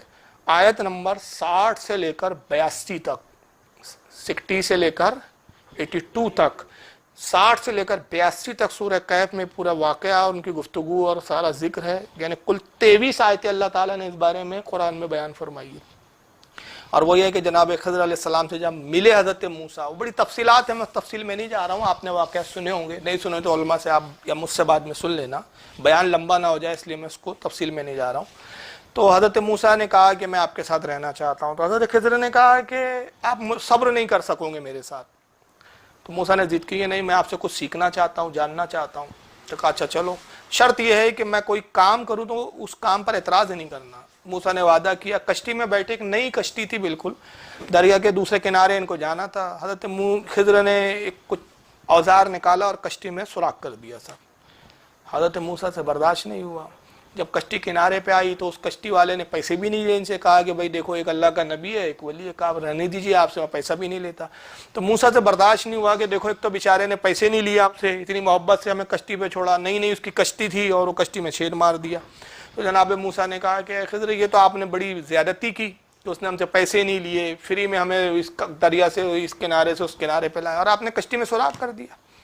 और खिज़र ने कहा आपने वादा किया था, बीच में कुछ बोलोगे नहीं, आज से आपका हमारा यहाँ से मामला ख़त्म, आप अपने राह लीजिए, मैं अपनी राह, आपकी और हमारी नहीं जम सकती। तो हज़रत मूसा ने फिर माफ़ी मांगी, कहा खिज़र माफ़ कीजिए, मैं बोल गया, चलिए अब वादा करता हूँ कि अब नहीं बोलूँगा। कहा देखो अब पक्का वादा? कहाँ पक्का वादा, अब नहीं बोलूँगा। बहरहाल फिर आगे बढ़े तो एक बस्ती में आए, देखा कुछ बच्चे खेल रहे थे, उसमें एक बच्चा खेल रहा था। हज़रत खिज़र ने उस बच्चे को बड़े प्यार से बुलाया और इस अंदाज में बुलाया कि वो बच्चे को लगे कि जैसे कोई मतलब खाने पीने की मिठाई या कोई चीज़ दे रहे हैं। बच्चा जब हज़रत खिज़र के करीब आया, खिज़र अलैहिस्सलाम ने उस बच्चे को एक थप्पड़ मारा, ज़मीन पे गिराया और उसको कत्ल कर दिया। हाँ ज़ाहिर हज़रत मूसा के निगाह के सामने एक ज़ाहिरन एक बेकसूर बच्चे को कत्ल कर रहे हैं हज़रत खिज़र, तो क्या नबी से बर्दाश्त होगा? तो जनाब मूसा तो कुछ समझ नहीं पा रहे थे, क्या हिकमत है खिज़र के पास, कौन सा इल्म है भाई, ये कौन सा इल्म है कि बच्चे को मार दिया बेकसूर? तो बर्दाश्त नहीं हुआ, कहा खिज़र आपने एक बेगुनाह बच्चे को कत्ल कर दिया। تو جناب خضر نے کہا آپ نے وعدہ کیا تھا کہ میرے معاملات میں دخل اندازی نہیں کریں گے، اعتراض نہیں کریں گے، کچھ پوچھیں گے نہیں۔ آپ نے پھر وہی اعتراض کیا، سوال کیا، اب آپ کا اور ہمارا راستہ جدا جدا، آپ اپنے راستے جائیے، میں اپنے راستے۔ حضرت موسیٰ کو افسوس ہوا، کہا کہ نہیں میں پھر معافی چاہتا ہوں اور اب پکا وعدہ کرتا ہوں کہ اب کچھ نہیں بولوں گا۔ تو آپ دیکھیں وعدہ کرتے اب کچھ نہیں بولیں، کہا نہیں بولوں گا۔ پھر بستی میں داخل ہوئے اور وہاں کے لوگوں سے کھانا مانگا، کسی نے ان کو کھانا نہیں دیا، دروازوں سے بھگا دیا گیا، دھتکار دیے لوگوں نے، دروازے بند کر دیے، کسی نے کھانا نہیں دیا۔ رات ہوئی، بھوکے پیاسے، بستی میں یہاں تک کہ رہنے بھی نہیں دیا، یعنی کہا کہ ہمارے بستی میں بھی نہیں رہنا۔ یہ بستی کے باہر آئے، دیکھا کھنڈر تھا، وہاں آرام کرنے لگے۔ تو جناب خضر اٹھے اور وہ کھنڈر کی جو دیواریں گری ہوئی تھی اس دیواروں کو تعمیر کرنے لگے، دیوار بنائے۔ موسیٰ دیکھتے رہے، آخر میں موسیٰ علیہ السلام سے برداشت سے باہر ہو گیا۔ موسیٰ نے کہا خضر بڑی عجیب بات ہے، جن گاؤں والوں نے ہمارے ساتھ یہ سلوک کیا، اس بستی میں کھنڈر کو آپ سنوار رہے ہیں، اس کی دیوار کو درست کر رہے ہیں، جبکہ چاہیے تو یہ تھا کہ ہم ان کے لیے دعا کر دیتے، ہلاکت کی، تباہی کی دعا کرتے۔ یہ آپ کون سا سلوک کر رہے ہیں؟ جو نیک سلوک کرتا ہے آپ اس کے ساتھ برا سلوک کرتے ہیں، اور جو برا سلوک کر رہا ہے اس کے ساتھ اچھا سلوک کر رہے ہیں۔ یہ آپ کی بات میرے سمجھ میں نہیں آتی۔ حضرت خضر نے کہا موسیٰ اب آپ کو اور ہمارا نباہ نہیں ہو سکتا، اب بس یہاں سے آخری ہماری رخصتی ہے، آخری ملاقات، خدا حافظ، آپ اپنے راستے جائیے، اب ہمیں اپنے راستے جانے دیجیے۔ آپ بار بار اعتراض کرتے ہیں، آپ سے چپ ہو رہا جاتا نہیں ہے، اور ہم نے وعدہ کیا تھا کہ ساتھ میں رہنا تو چپ رہنا ہے۔ تو حضرت موسیٰ نے بہت خوشامد کی کہ نہیں اب نہیں بولوں گا۔ کہا نہیں بس 3 بار ہو گیا، اب چوتھا موقع نہیں دیا جائے گا۔ تو جناب موسیٰ نے کہا اچھا چلو اب آپ نہیں مان رہے تو کم از کم وہ جو 3 حرکتیں آپ سے سرزد ہوئی ہے اس کا خلاصہ تو کر دیجیے، آپ نے ایسا کیا تو کیوں کیا؟ تو کہا سنو اصل میں معاملہ یہ ہے کہ موسیٰ وہ کشتی والا جو ہے اس نے کشتی نہیں تعمیر کی تھی، اور وہ کشتی کو جو نہیں بنایا تھا پہلی مرتبہ اس دریا سے لے جا کے اس دریا کی طرف جا رہا تھا، اور جس علاقے میں ہم اس کو کشتی لے جانے کے لیے کہہ رہے تھے وہاں کا راجہ بادشاہ بڑا ظالم ہے، اور وہ دیکھتا ہے کہ اگر کوئی اچھی کشتی اس کو نظر آئے تو وہ قبضہ کر لیتا ہے، وہ چیزوں پہ قبضہ کر لیتا ہے۔ تو میں نے اس کشتی میں جان بوجھ کے چھید کر دیا اور اس کو کچھ کھرچ لیا تاکہ راجہ کشتی کو دیکھے تو اس میں چھید اور وہ کھرچا خارچا نظر آئے، عیب نظر آئے، تو اس بیچارے غریب کی کشتی وہ قبضہ نہ کرے اور وہ بچ جائے، اس لیے میں نے کشتی میں عیب پیدا کر دیا۔ اور کہا وہ بچے کو جو تم نے دیکھا نا، دیکھو نبی کے علم غیب پر اعتراض کرتا ہے بابڑا، اور یہ قرآن میں موجود ہے سورہ کہف کے اندر، یہ خود قرآن نہیں پڑھتے، آیت نمبر 60 سے 82 کے اندر موجود ہے واقعہ، بخاری کے اندر یہ تفصیل کے ساتھ موجود ہے واقعہ، بڑی طویل حدیث ہے بخاری کی، یعنی چھوٹی سی حدیث نہیں ہے، بڑی طویل ہے۔ تو کہا کہ بچے کو میں نے اس لیے قتل کیا کہ میں نے دیکھا کہ اس کے جو ہے ماں باپ تو نیک ہے، یہ بڑا ہو کر اپنے ماں باپ کو قتل کرنے والا ہے، یا غالباً اپنے ماں باپ کو ستائیں گا اور پریشان کریں گا، اس لیے میں نے اس کو پہلے ہی قتل کر دیا کہ وہ نیک ماں باپ اس کی وجہ سے تکلیف نہ اٹھائیں۔ بتائیے بڑا ہو کے وہ کیا کرے گا، یہ غیب کی خبر ہے اور یہ خضر جانتے ہیں۔ تو قرآن نے یہ نہیں کہا کہ تم نے تو ابھی تو جرم کیا نہیں تو قتل کیوں کر دیا؟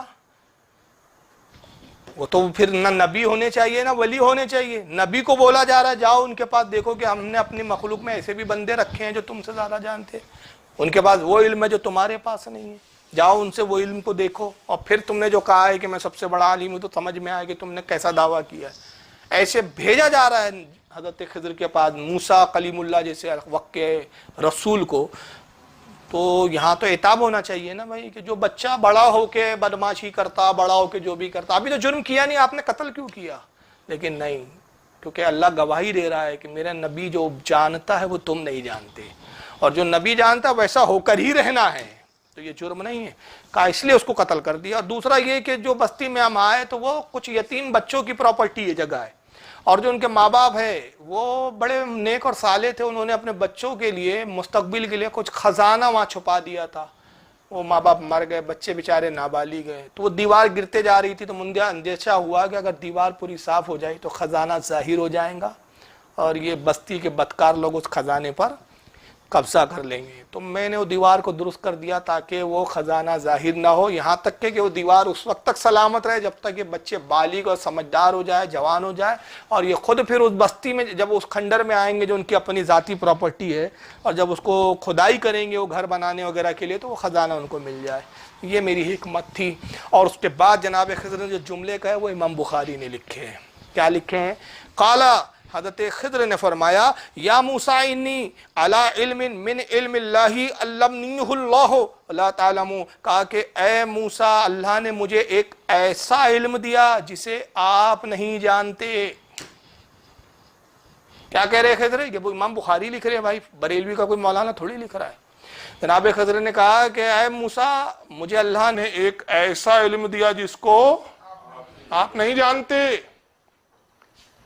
تو نبی کے پاس ایک الگ علم ہے اور خضر ایک ولی ہے، ان کے مقابلے میں ان کے پاس ایک الگ علم ہے، اور دونوں اللہ کی من جانب اللہ ہے۔ مگر جو نبی کے پاس علم ہے اور جو نبی نے مخلوق تک دیا وہ کون سا ہے؟ علم ظاہر ہے، اور خضر کو جو اللہ نے عطا کیا وہ علم باطن ہے۔ اور باطن علم کیا ہے؟ جیسا کتاب والا بولتا، اور ظاہر کیا ہے؟ جیسی کتاب بولتی۔ جو کتاب بولتی ہے وہ علم ظاہر ہے، اور جیسا صاحب کتاب بولتا وہ علم ہے۔ موسیٰ، حضرت خضر نے کہا کہ یا موسیٰ، اے موسیٰ، اللہ نے مجھے ایک ایسا علم دیا جو علم آپ کو نہیں دیا گیا۔ پھر فرمایا وَأَنْتَ عَلَىٰ عِلْمٍ مِّنْ عِلْمِ اللَّهِ عَلَّمَكَ اللَّهُ لَا أَعْلَمُ، کہا کہ اور آپ کو اللہ نے وہ علم دیا، میرا علم الگ ہے اور آپ کا علم الگ ہے۔ یہ صحیح بخاری کے اندر موجود ہے بھائی یہ روایت۔ تو اس کے بعد بھی کیا کوئی گنجائش بچ جاتی ہے یہ سمجھنے کے لیے کہ جیسا کتاب والا بولتا ہم ویسی نماز پڑھتے اور جیسی کتاب بولتی ویسی تم نماز پڑھتے؟ تو یہ اولیاء کی ایک الگ ہی منزل، الگ ہی وہ ہے۔ اور ایک واقعہ آپ سنتے چلیں، اور بس آخری میں 2 بار اس پہ اختتام کروں گا، ورنہ اس کی تفصیلات پہ اور گھنٹوں بولا جا سکتا ہے۔ یہ تو ایک حصہ ہے، اگر اس پر تھوڑا سا وقت ملے اور اگر میں کام کروں تو علم باطن، علم ظاہر کیا ہے اس کے تو گھنٹوں بولا جا سکتا ہے۔ ایک بہت بڑے عالم بزرگ ہمارے یہاں گزرے جن کا نام ہے شیخ محمد بن ابی بکر ابراہیم، یہ نام ہے، اور مشہور کس سے ہے؟ یہ المعروف بہ فرید الدین عطار۔ یہ گنج شکر والے بزرگ نہیں ہیں، فرید الدین گنج شکر، یہ ان سے پہلے کے بزرگ ہیں۔ ان کا نام کیا ہے؟ حضرت فرید الدین عطار۔ 513 ہجری میں ان کا انتقال ہوا، 513 ہجری میں۔ یہ غالباً غوث پاک کے قریب کا ہی زمانہ ہے، پہلے یا کچھ بعد کا۔ ان کی ایک بڑی مشہور کتاب ہے فارسی زبان میں، تذکرۃ الاولیاء، اسکین پیج انشاءاللہ آپ کو دکھ جائیں گا ریکارڈنگ کے اندر۔ تذکرۃ الاولیاء، وہ دیکھیں وہ الماری میں وہاں رکھی ہوئی ہے، ٹیبل پہ رکھا ہی نہیں آپ نے، چلیے بہرحال اسکرین پہ ہم اسکین ڈال لیں گے، پیچھے رکھی ہے آپ کے ریک میں۔ تذکرۃ الاولیاء صفحہ نمبر 36 پر شیخ فرید الدین عطار رحمۃ اللہ علیہ نے کیا واقعہ لکھا ہے کہ حبیب عجمی، یہ بہت بڑے بزرگ گزرے ہیں، اور ان کی تعریف ابن تیمیہ نے بھی کی ہے اپنی کتابوں میں، ابن کثیر نے بھی ان کی تعریف کی ہے، یہ سب بزرگ ہیں، ابن تیمیہ نے بھی ان کے تذکرے کیے، اور بھی علماء نے کیے۔ حبیب عجمی رضی اللہ تعالیٰ عنہ یہ تبع تابعین میں آتے ہیں۔ کون آتے ہیں؟ تابعین کو انہوں نے دیکھا، تبع تابعین کا دور ہے یہ۔ حضرت حبیب عجمی، وہ ان کے زبان میں تھوڑی سی لکنت تھی، توتلا پن تھا، تو وہ مسجد میں نماز پڑھایا کرتے تھے، تو وہ بھی نماز مغرب پڑھا رہے تھے۔ تو اس وقت کے بہت بڑے عالم، محدث اور جلیل القدر تابعی حضرت حسن بصری، امام حسن بصری مسجد میں تشریف لائے، اور امام حسن بصری کے بارے میں حالانکہ محدثین اس کو درست نہیں مانتے، لیکن صوفیہ کی کتابوں میں بہرحال یہ موجود ہے کہ وہ حضرت علی کے شاگرد ہیں۔ لیکن حضرت علی کے شاگرد ہونے پر محدثین کے ہاں تو کلام ہے، البتہ صوفیہ کا اتفاق ہے، لیکن ایک بات پہ صوفیہ اور محدثین دونوں کا اتفاق ہے، اور وہ یہ کہ امام حسن بصری کی ایک خوبی اور ایک شان یہ ہے کہ انہوں نے حضرت ام المومنین ام سلمہ کا بچپنے میں دودھ پیا ہے، تو اس اعتبار سے رسول اللہ ان کے دودھ شریک باپ ہو گئے، اور حضرت ام المومنین ام سلمہ رضی اللہ تعالیٰ عنہ ان کی دودھ شریک ماں ہو گئی، دودھ پیا، اس پہ سب کا اتفاق ہے۔ تو امام حسن بصری بہت بڑے عالم فاضل تھے، بڑے بڑے جو ہے صحابہ کی زیارتیں بھی کی تھی انہوں نے، صحابہ سے علم لیا تھا امام حسن بصری نے، معمولی شخصیت نہیں تھے۔ مسجد میں آئے، دیکھا حبیب عجمی رحمۃ اللہ تعالیٰ علیہ نماز پڑھا رہے ہیں، تو جیسے انہوں نے سورہ فاتحہ شروع کی تو الحم کو الحم سے پڑھا انہوں نے، یعنی حلق سے جو ہے نکلنا چاہیے، تو وہ انہوں نے دیکھا ارے یار یہ تو الحمد ہی صحیح ادا نہیں کر پا رہے ہیں، تو ان کے پیچھے کیا نماز ہوگی؟ دیکھیے بالکل بہت تاج الدین سے ملتا جلتا واقعہ ہے۔ تو وہ جماعت سے ہٹے اور اپنی الگ نماز پڑھنے لگے، انہوں نے ان کے پیچھے نماز نہیں پڑھی حبیب عجمی کی نہیں، یار بھائی تو شریعت کے مطابق ہی نماز صحیح نہیں ہے، شریعت کہتی ہے بھائی مخرج جو ہے صحیح نکلنا چاہیے پورے، اور دیکھیں میننگ بھی بدل جاتا ہے، الحمد اور الحمد میں میننگ بدلتا ہے، کافی میننگ بدلتا ہے۔ تو انہوں نے دیکھا کہ یار تو لفظ اور اس کے معنی بھی فاسد ہو رہے ہیں، تو نماز کہاں سے ہوں گی، الگ پڑھے۔ بہرحال سلام پھیرے اپنے گھر چلے گئے۔ رات کو جب سوئے تو خواب دیکھتے ہیں، انہوں نے اللہ کا دیدار کیا، تو عرض کیا کہ پروردگار تیرے بارگاہ میں مقبول ہونے اور مقبولین میں شمار ہونے کا کیا مطلب معاملہ ہے، کیا درجہ ہے؟ تو ارشاد فرمایا گیا، اللہ نے فرمایا کہ حسن بصری اگر تو آج حبیب اجمی کے پیچھے نماز پڑھ لیتا تو یہ تیری تمام عمر کی نماز سے بہتر ہوتا۔ اب بتائیے شریعت کے مطابق تو غلط تو نہیں تھے نا امام حسن بصری؟ بھائی جو لفظ ہی صحیح ادا نہیں کر پا رہا ہے عربی کا تو اس کے پیچھے کہاں سے نماز ہوگی؟ تو اللہ نے فرمایا کہ تم تو کیا دیکھ رہے تھے؟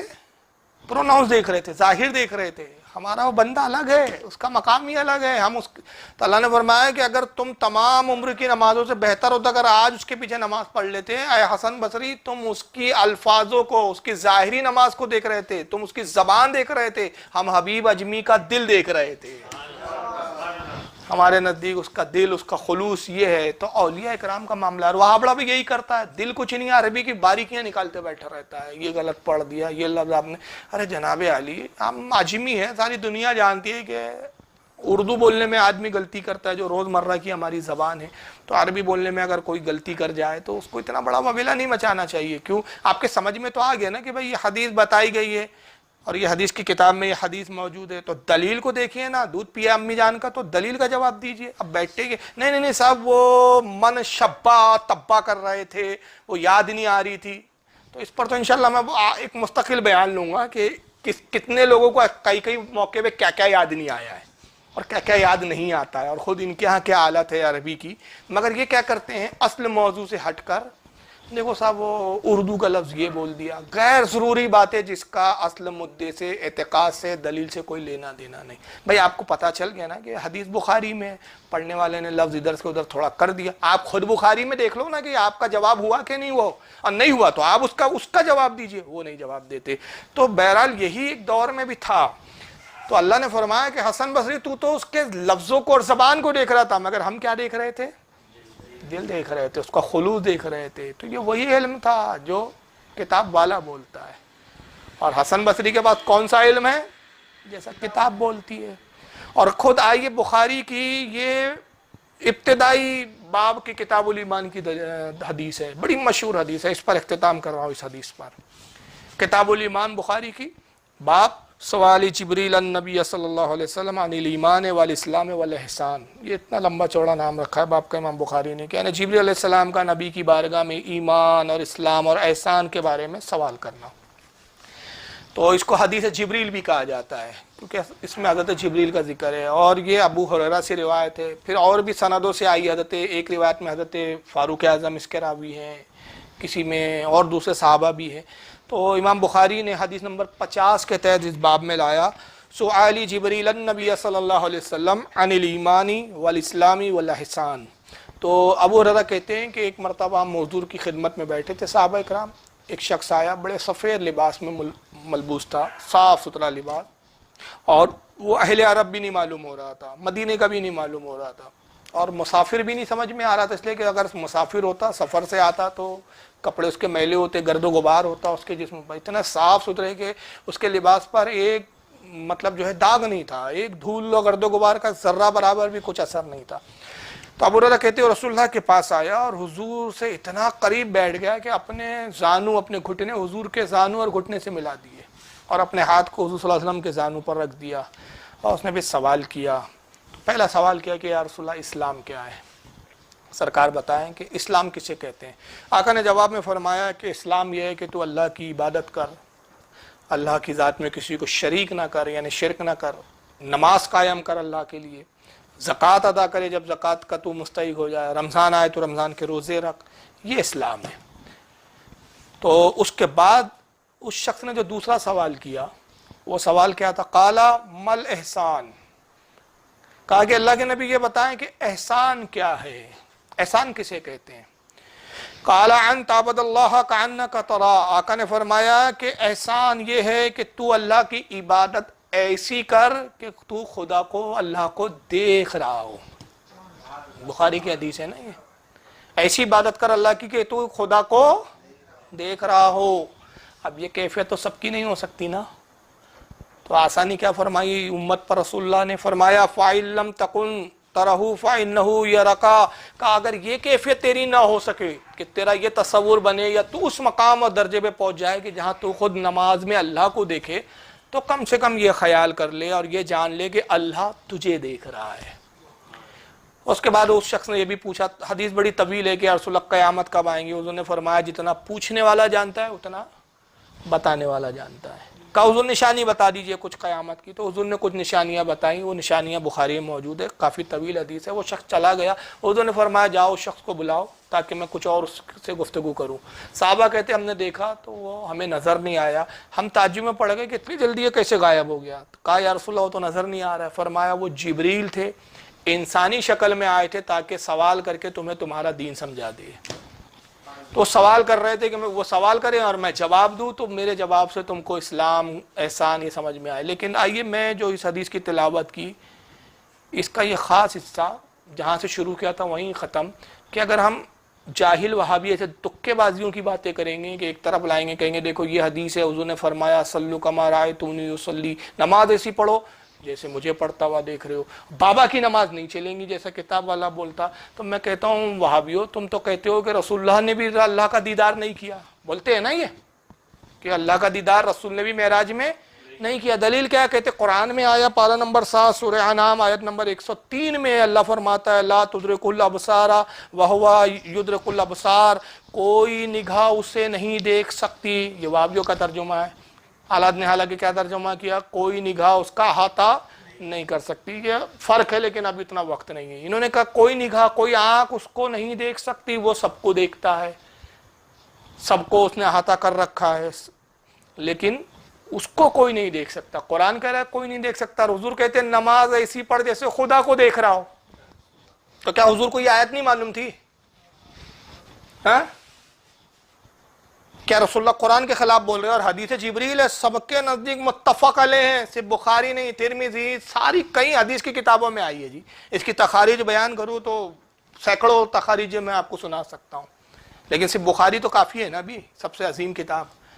तो कुरान तो कह रहा है कोई निगाह देख नहीं सकती, और हुजूर कह रहे हैं नमाज ऐसी पढ़। एहसान ये है, एहसान इसे कहते हैं कि नमाज ऐसी पढ़ के गोया तू खुदा को देख रहा हो। तो किसी साहबी के समझ में नहीं आया, रसूलुल्लाह कुरान तो कह रहा है कि देख ही नहीं सकते, तो फिर ऐसी पढ़ कैसे सकते हैं? तो देख, उसका मफहूम यह है असल में कि तुम नहीं देख सकते, तुम आम बंदे हो। आम बंदों की कैफियत क्या है कि तुम इतना ही तसव्वुर कर लो कि वो हमें देख रहा है, बस काफी है, तुम कामयाब हो गए। मगर मेरी उम्मत में कुछ ऐसे बंदे हैं जो नमाज में खुदा को देखेंगे, देखते हैं। अगर नामुमकिन होता तो ये कहते ही नहीं कि नमाज ऐसी पढ़ो।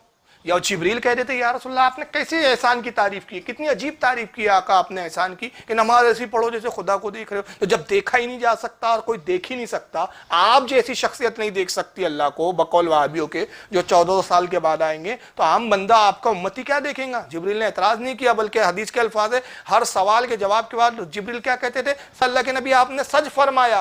तो इस पर रावी कहते हैं कि हम हैरान भी होते, अजीब साहिल है, सवाल भी करता है, खुद ही तस्दीक भी करता है। ये कैसा साहिल है कि जिसको खुद पहले से ही मालूम है, तो पूछ क्यों रहा है फिर भाई? तो हुजूर ने बाद में बताया कि तुम्हें तुम्हारा दीन सिखाने की गरज से पूछ रहे थे, ये नहीं कि उनको मालूम नहीं था, वो तो जानते थे। मुझसे सवाल करके वो ये चाहते थे कि मैं जवाब दूं ताकि तुम सुनो। तो पता चला कि औलिया में एक कैटेगरी अल्लाह के नबी की उम्मत में ऐसे भी बंदे हैं जो नमाज में अल्लाह का दीदार करते हैं। और आम बंदों की कैफियत, हमारी तो वो भी कैफियत नहीं है भाई कि हम यही तस्वुर कर ले अल्लाह हमें देख रहा है, बल्कि हमारी कैफियत क्या होती है, बाजार में जाकर क्या करना है, उस कैफियत तक हम नहीं पहुंच पा रहे हैं कि साहब अल्लाह हमें देख रहा है। खुदा की कसम यही भी तस्वुर आ जाए कि अल्लाह हमें देख रहा है, तो हमारी नमाज की तो महराज हो गई भाई। उस महराज तक हमारी नमाज नहीं हो रही है, तो वो बंदों का क्या हाल होगा। और अब यहीं से साबित हो गया कि जिनका ये मामला हो जाए कि वो खुदा को देख रहे हो, तो फिर वो नमाज कैसी पढ़ेंगे? जैसा किताब वाला बोलता है, जैसा खुदा बोलेगा झुको तो झुको, उठो तो उठो। अब वो तो ज़ाहिरी अहकाम से मुस्तस्ना हो गए ना। तो बहरहाल ये बुजुर्गान दीन की शान थी। मैं समझता हूँ कि आज का ये खिताब खुश अकीदा लोगों के लिए कुछ सीखने और कुछ समझने और बुज़ुर्गों से मोहब्बत में इजाफे का सबब बनेगा। और रहे बद अकीदा वहाबी जाहिल जिनके दिलों पे मोहर लगा दी गई अल्लाह ने, तो उनका कोई इलाज नहीं है। جناب عیسیٰ علیہ السلام فرمایا کرتے تھے کہ اللہ کے نبی عیسیٰ کو اللہ نے کیا معجزہ دیا تھا؟ ہر بیماری کا علاج جانتے تھے۔ جناب عیسیٰ فرماتے ہیں کہ میرے پاس ہر مرض کا علاج ایسی 2 امراض ایسے جس کا علاج میں بھی نہیں کر سکتا۔ ایک بغض، کسی سے اگر آپ کو بغض اور حسد ہو جائے اس کا کوئی علاج نہیں ہے، اور دوسرا فرماتے تھے ہٹ دھرمی، اگر ہٹ دھرمی کا علاج ہو جاتا تو خدا کی قسم ابو جہل نہیں ہوتا، صحابی ہو جاتا، عتبہ نہیں رہتا، شیبہ نہیں رہتا، ولید بن مغیرہ نہیں رہتا، یہ سب ایمان لے آتی۔ یہ ہٹ دھرمی تو تھی اور حسد بھی تھی، نبی سے حسد بھی تھی اور ہٹ دھرمی بھی تھی، دونوں شے ان میں تھی، اس لیے وہ ایمان نہ لا سکے، اڑے رہے اپنے ہٹ دھرمی اور رسول اللہ کی حسد میں مبتلا رہے۔ وہی آج اس دور میں وہابیوں کا حال ہے، تحقیق کرتے نہیں ہیں، پڑھتے نہیں ہیں، سمجھنے کی کوشش نہیں کرتے ہیں، بس دیکھا گیا اچھا یہ فلاں مولانا بریلی کے مولانا، تو ابھی سنا ہی نہیں، نفرت اتنی ہے کہ سننے سے پہلے ہی فیصلہ سنا دیتے ہیں، سنیں گے نہیں بیچارے، پڑھیں گے نہیں، دیکھیں گے نہیں کہ بھئی بول کیا رہا ہے، دلیل کیا دے رہا ہے، دلیل کی تحقیق تو کرو کہ جو دلیل دے رہا ہے وہ کتاب میں موجود ہے بھی یا نہیں ہے، اگر ہے تو پھر مان لو کتاب کو۔ یہ کہتے تو ضرور ہے یہ اپنی زبان سے، ہم اہل حدیث ہے، ہم حدیث کو مانتے ہیں، مگر خدا کی قسم یہ سب سے زیادہ اپنے ملا کو مانتے۔ اگر حدیث کو مانتے تو میں نے مولانا کی بات نہیں پیش کی ہے، حدیث کی بات پیش کی ہے۔ پورے بیان میں اعلیٰ حضرت آئے ہیں کہیں کہ اعلیٰ حضرت یہ فرماتے ہیں؟ ہمارے لیے تو اعلیٰ حضرت فرماتے کافی ہے، کیونکہ ہم تو عشق کے بندے ہیں، بات کیوں بڑھائی ہے؟ کیوں ہم جانتے ہیں ہمارا امام جو بولتا ہے قرآن و حدیث کی روشنی میں